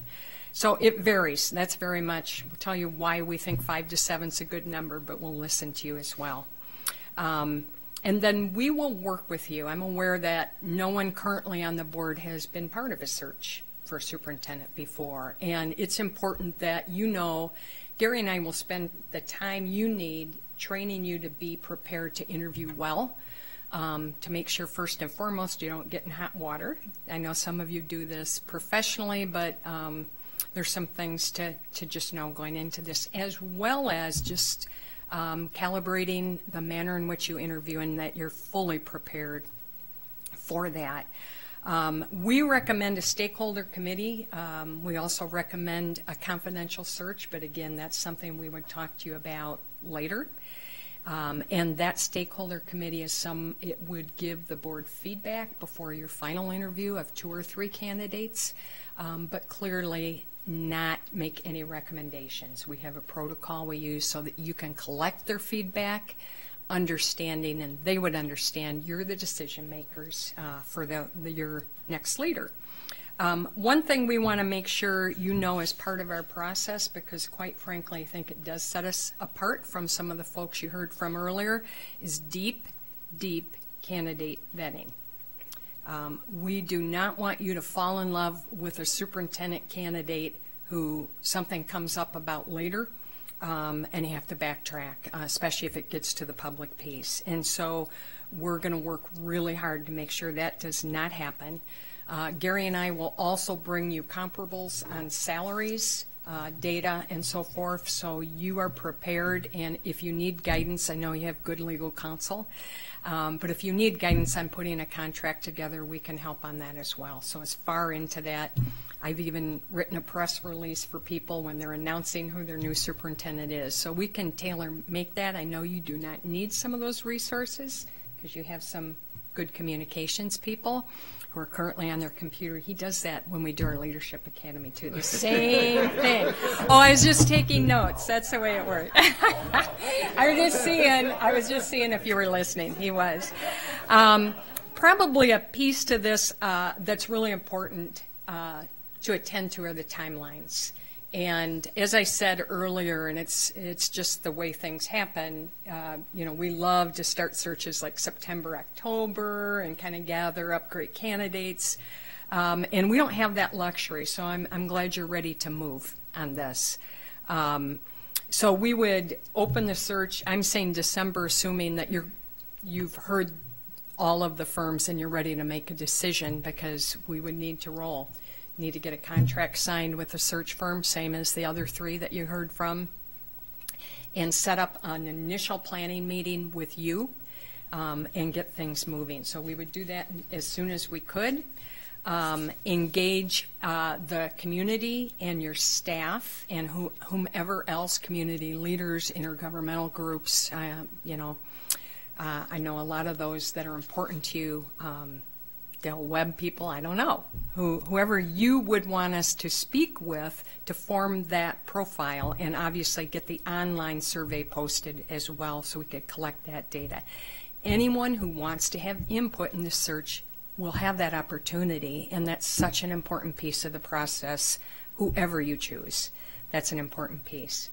And so we would get those focus groups underway right away in January.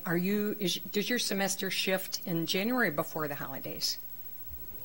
Okay, so you'll be done. So you'll be into second semester. That's good. Always helps. And we can get those scheduled and underway as long as that takes. We usually spend a couple of long, deep days and nights running those focus groups and taking notes on that. Paul? And so at the same time, obviously, we're posting advertising nationally if you choose. Recruiting, again, something that not all firms do, and this is important, is once we start hearing those profile and focus group pieces, we're talking to people, we're talking to our colleagues, we're talking to associates, and making sure that we're recruiting people who could possibly be a match. We don't just set that ad out there and let people apply. That happens, but a lot of times you get the same names, the same people who are applying for everything. We're not shy about going after quality candidates. That would be a match for 158. And so developing that candidate pool begins in December. We do not interview until that profile is put together and approved by you and published for the community to see that they've been listened to and validated. And then Gary and I would screen those candidates and bring to you that slate probably in February. The candidate pool would then come to you probably in early March. Some of that depends on you. And obviously, this is an endeavor that, as much as possible, 7 of you are part of. So when you're interviewing, obviously, that's a piece that needs a full board altogether, as well as when you meet with us. Selection and final interviews, early March, and hopefully maybe even earlier, but that might not be realistic. And then selecting your candidate in March or early April and developing that final contract. I think we can push it that fast. If something is amiss or you want to slow it down, that's possible too. And obviously, we'd want some time for those things to be done with quality. It's really important that you have multiple ways of looking at your candidates, and we'll make sure that happens. And some boards have had some really creative ideas. I worked with a board that wanted, instead of hearing a paper presentation, of resumes and applications, they wanted to have people present a video before they met them, before the interview, and just let them, not even give them a question, just have them talk for 3 minutes about anything they wanted and see what they chose and kind of what their style was. And that was interesting. But I guess why I'm telling you that is not to tell you that's what you should do, but to say there might be some pieces of this that we learn from you, that you think about how you want to get a look at these people. We will give you support and advice, and we're not afraid to be direct if we think there's something that's not going to suit your interest in finding that great next person. But again, you are the leaders in this. We are the advisors, and we're serving you. We advise you to throw the net as widely as you can and to construct and undertake a search in a manner that allows you to do that. We will train you and support you. We usually have one liaison person. It's usually the board president, but it seems like Tony's taken a lead in this as well. You're lucky. But there's usually a liaison to the board that is in close communication with Gary and I, as well as usually it's the superintendent's assistant, executive assistant, who works with us as well. And is that a possibility? Yay. And that would come later.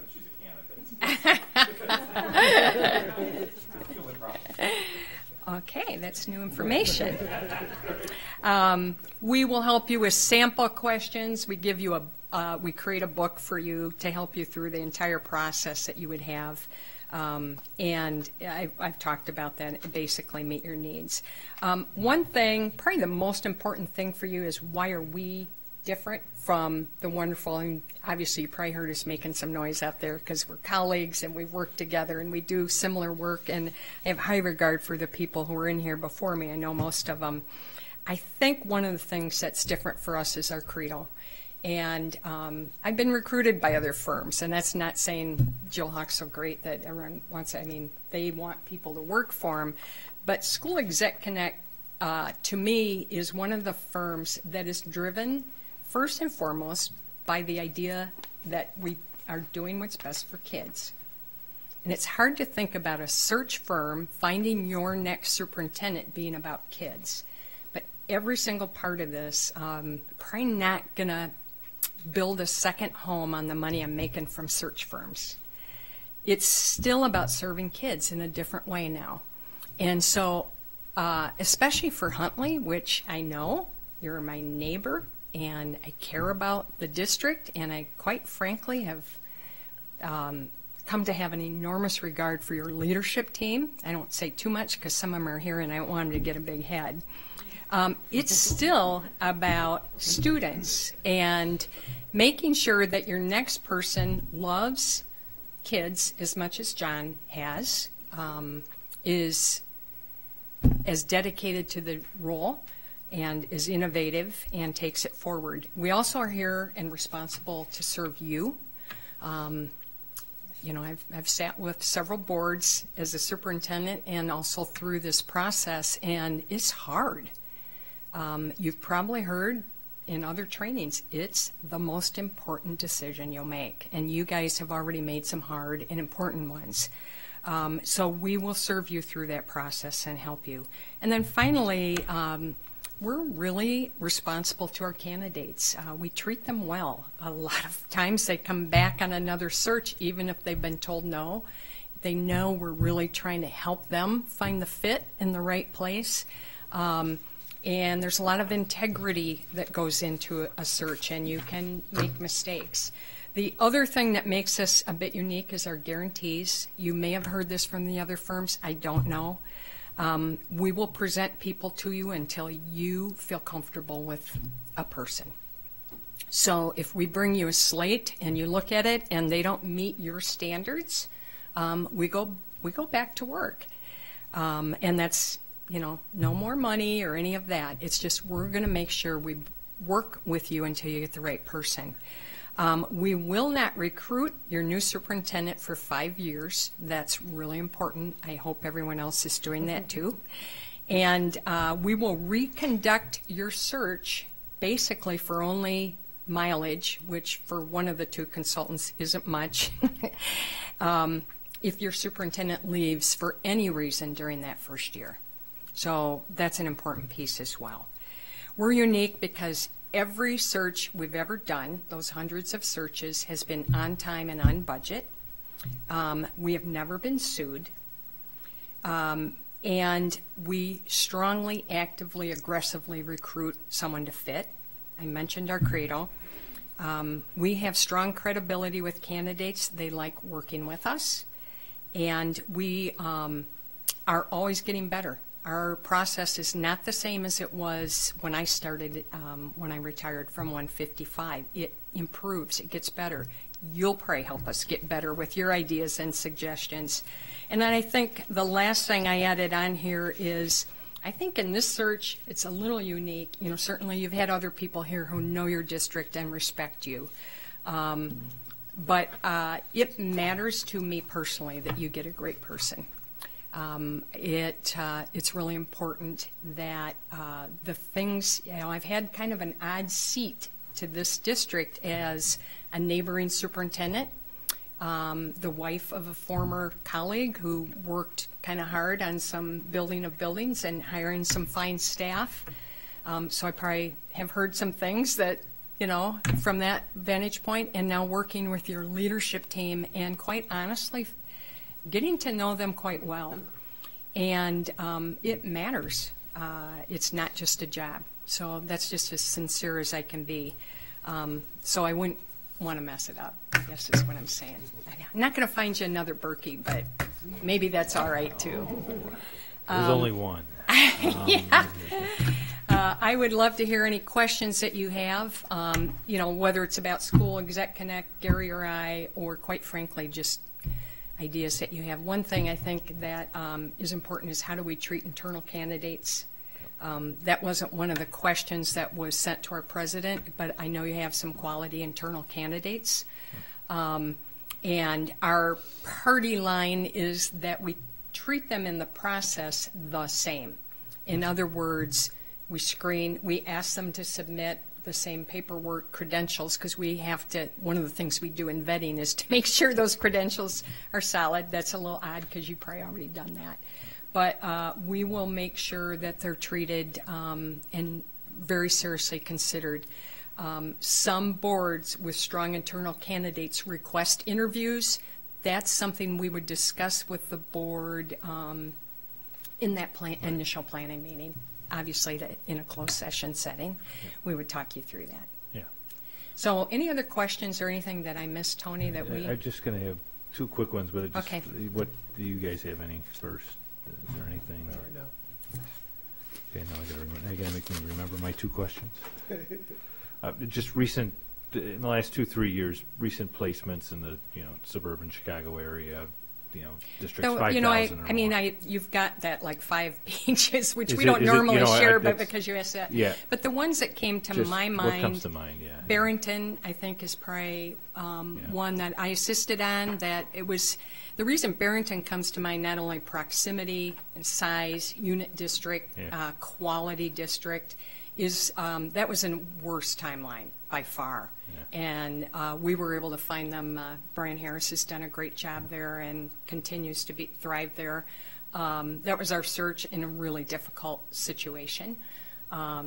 There are several. Batavia was ours. Again, unit district, sizable. McLean County 5, Champaign, Springfield. There are several larger districts out of the area, out of state that we've seen. But it's good. those. And I was just the only other thing was the size of your firm. Like, so how do you guys accomplish that so well? I mean, it's because those are all good placements. I mean, it's how are you as effective? The others seem to be a bit larger, and I think you stated you guys are a little bit smaller for the most part. So how are you guys that effective? I haven't worked for another firm. I just know what we do, and our process is it's solid. I'm a process person. It's what kind of I like. I'm interested in how things work to make an endpoint come about, and it sounds like it's similar, but I think we probably invest a little more time in that focus group piece. We don't bring, as you can see, I'm standing here alone. I mean, so sometimes we're a little leaner, right. And we know what we're good at, and we also know who we're not. I won't ever do a search for Los Angeles or Cincinnati or Columbus or the East Coast. I don't want to. I do one search at a time. I don't do more than one search because I want the search I'm focused on to be full out. If you need something quickly, we want to be able to respond as much as possible. And I think most of our consultants feel the same way. I can only speak for myself. And again, Tony, I haven't worked for another search firm, so I don't know how they do it differently. No, that's great. All right, is anything further? No, you did a great job, Jill, of elaborating on a lot. That's why the question-wise, we don't have to ask so many questions because you hit a lot of the Thank you. things. Appreciate that. I kind of feel lonely since others had friends. Yeah. That's why I asked the question. I've got no friends. That's okay. I promise I'll have someone working with me. I know. And if we ever needed, we won't, but if we needed more people, we would bring them in for the same fee that's in the proposal. Okay. Well, thank you so much. Any I know other you did this questions on are fairly probably short in the proposal if you need to go deeper. Good luck with all the hard decisions you have. Thank you so for much, the Jill. opportunity. Okay.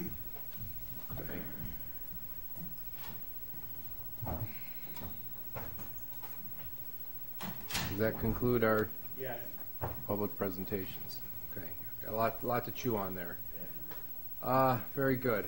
Let's move on to number 11, revision and adoption of the agenda.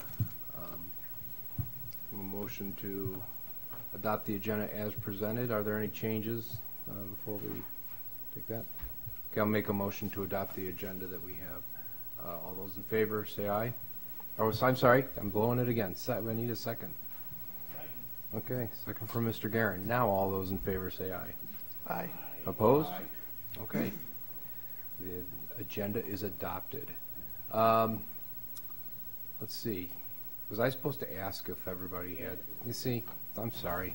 No, nobody has reports. Okay, so nobody has reports, so we'll fly right through that. I'm very sorry. I'll get good at this, I promise. But we do have something on our community relations and student outreach. So, Ms. Melendi. Yes, we have some FOIA requests. You have the report? Any questions? Fantastic. Okay, there they are. Okay. No action on that. Very good. Dr. Berkey, do you have a superintendent's report? Okay. Mr. Giselle is not here. So now we move on to number 19, the consent agenda. Is there anything that needs to be removed from the consent agenda? Hearing nothing. Okay, I'll make a motion to approve the consent agenda as presented. Second. Okay, second from Mr. Gentry. This, of course, will be a roll call. Mr. Gentry? Yes. Mr. Guerin? Yes. Mr. Troy? Yes. Mr. Quagliano? Yes. Mrs. Melendi? Yes. Mr. Drizel? Mr. Fleck? Yes. Okay, consent agenda is approved. There's no items removed from the consent agenda, so now we move on to action items. And let's look at 21.1, equipment declared as surplus. Mr. Altmeyer, do you have anything that you'd like to share in that report? Nothing to add. Okay, nothing to add. Any questions or comments on the surplus report? No overheads? Okay, no overheads. My only question. So I will, okay, make a motion to declare the items listed in the surplus report as surplus and remove that in accordance with our policy. Is there a second? I'll second it. Okay, second from Mr. Troy. There's no money. Is that, these are all roll call items? Is that what we do? Okay, let's do a roll call on this. Okay, roll call. Go ahead. Mr. Guerin? Yes. Mr. Drizel? Mr. Quagliano? Yes. Mr. Fleck? Yes. Mr. Troy? Yes. Mr. Guerin? Yes. Mrs. Melendi? Yes. Okay. And I also say yes. Okay. Motion carries. Guess we're getting a little tired here. 21.2, supplemental purchase orders, supplemental accounts payable. Mr. Altmeyer, do you have anything you want to share with us on that? Okay. Anybody else? Very good. Then I'll make a motion to approve the supplemental purchase orders and accounts payable in the amounts listed in the agenda. Second. There's a second from Mr. Quagliano. Roll call, please. Mrs. Melendi? Yes. Mr. Gentry? Yes. Mr. Drizel? Mr. Guerin? Yes. Mr. Troy? Yes. Mr. Fleck? Yes. Mr. Quagliano? Yes. Okay, that motion carries. On to 21.3, the levy property tax extension. We had our levy hearing earlier. There's a recommendation to approve the levy as presented. Before we take a motion, is there any discussion on this? Okay, then I'll make a motion to approve the tax levy as presented in the hearing. Is there a second? Second. Okay, second from Mr. Gentry. We'll have a roll call. Mr. Troy? I'm going to abstain, but just for clarity, it's because I wasn't here for the presentation. Okay. Mrs. Melendi? No. Mr. Gentry? Yes. Mr. Quagliano? Yes. Mr. Drizel? Mr. Guerin? Yes. And Mr. Fleck? Yes. I believe the motion carries 4-1 and 1 abstention. Okay. And 21.4, application for waiver of School Code 105 ILCS 5/1017 Statement of Affairs as presented in the waiver hearing. Is there any discussion on this? Okay. Being no discussion, I will make a motion to approve the application for the waiver in accordance with the statute. Is there a second? Second. Okay. The second from Mr. Gentry. And we'll have a roll call on this. Mr. Quagliano? Yes. Mr. Fleck? Yes. Mrs. Melendi? Yes. Mr. Guerin? Yes. Mr. Gentry? Yes. Mr. Troy? Mr. Drizel? I'll abstain for the same reason as before. Okay. Just to be consistent. Okay. And if you didn't hear me, I said yes. I just realized I was kind of spaced there for a second. So that motion carries as well. Number 22, I don't think we have any public, so there's probably no more public comment. And with that, we would need to go back into, we resume closed session.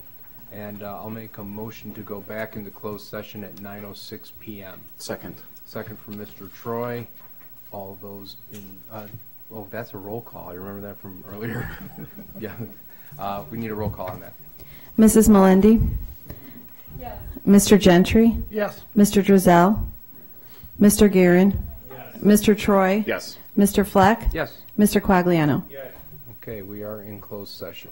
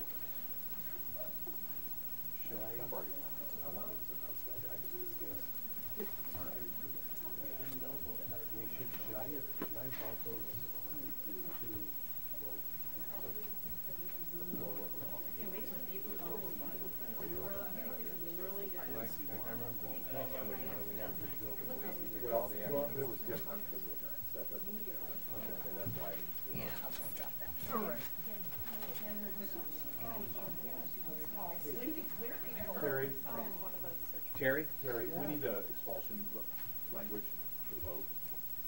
It's on the bottom of page 1.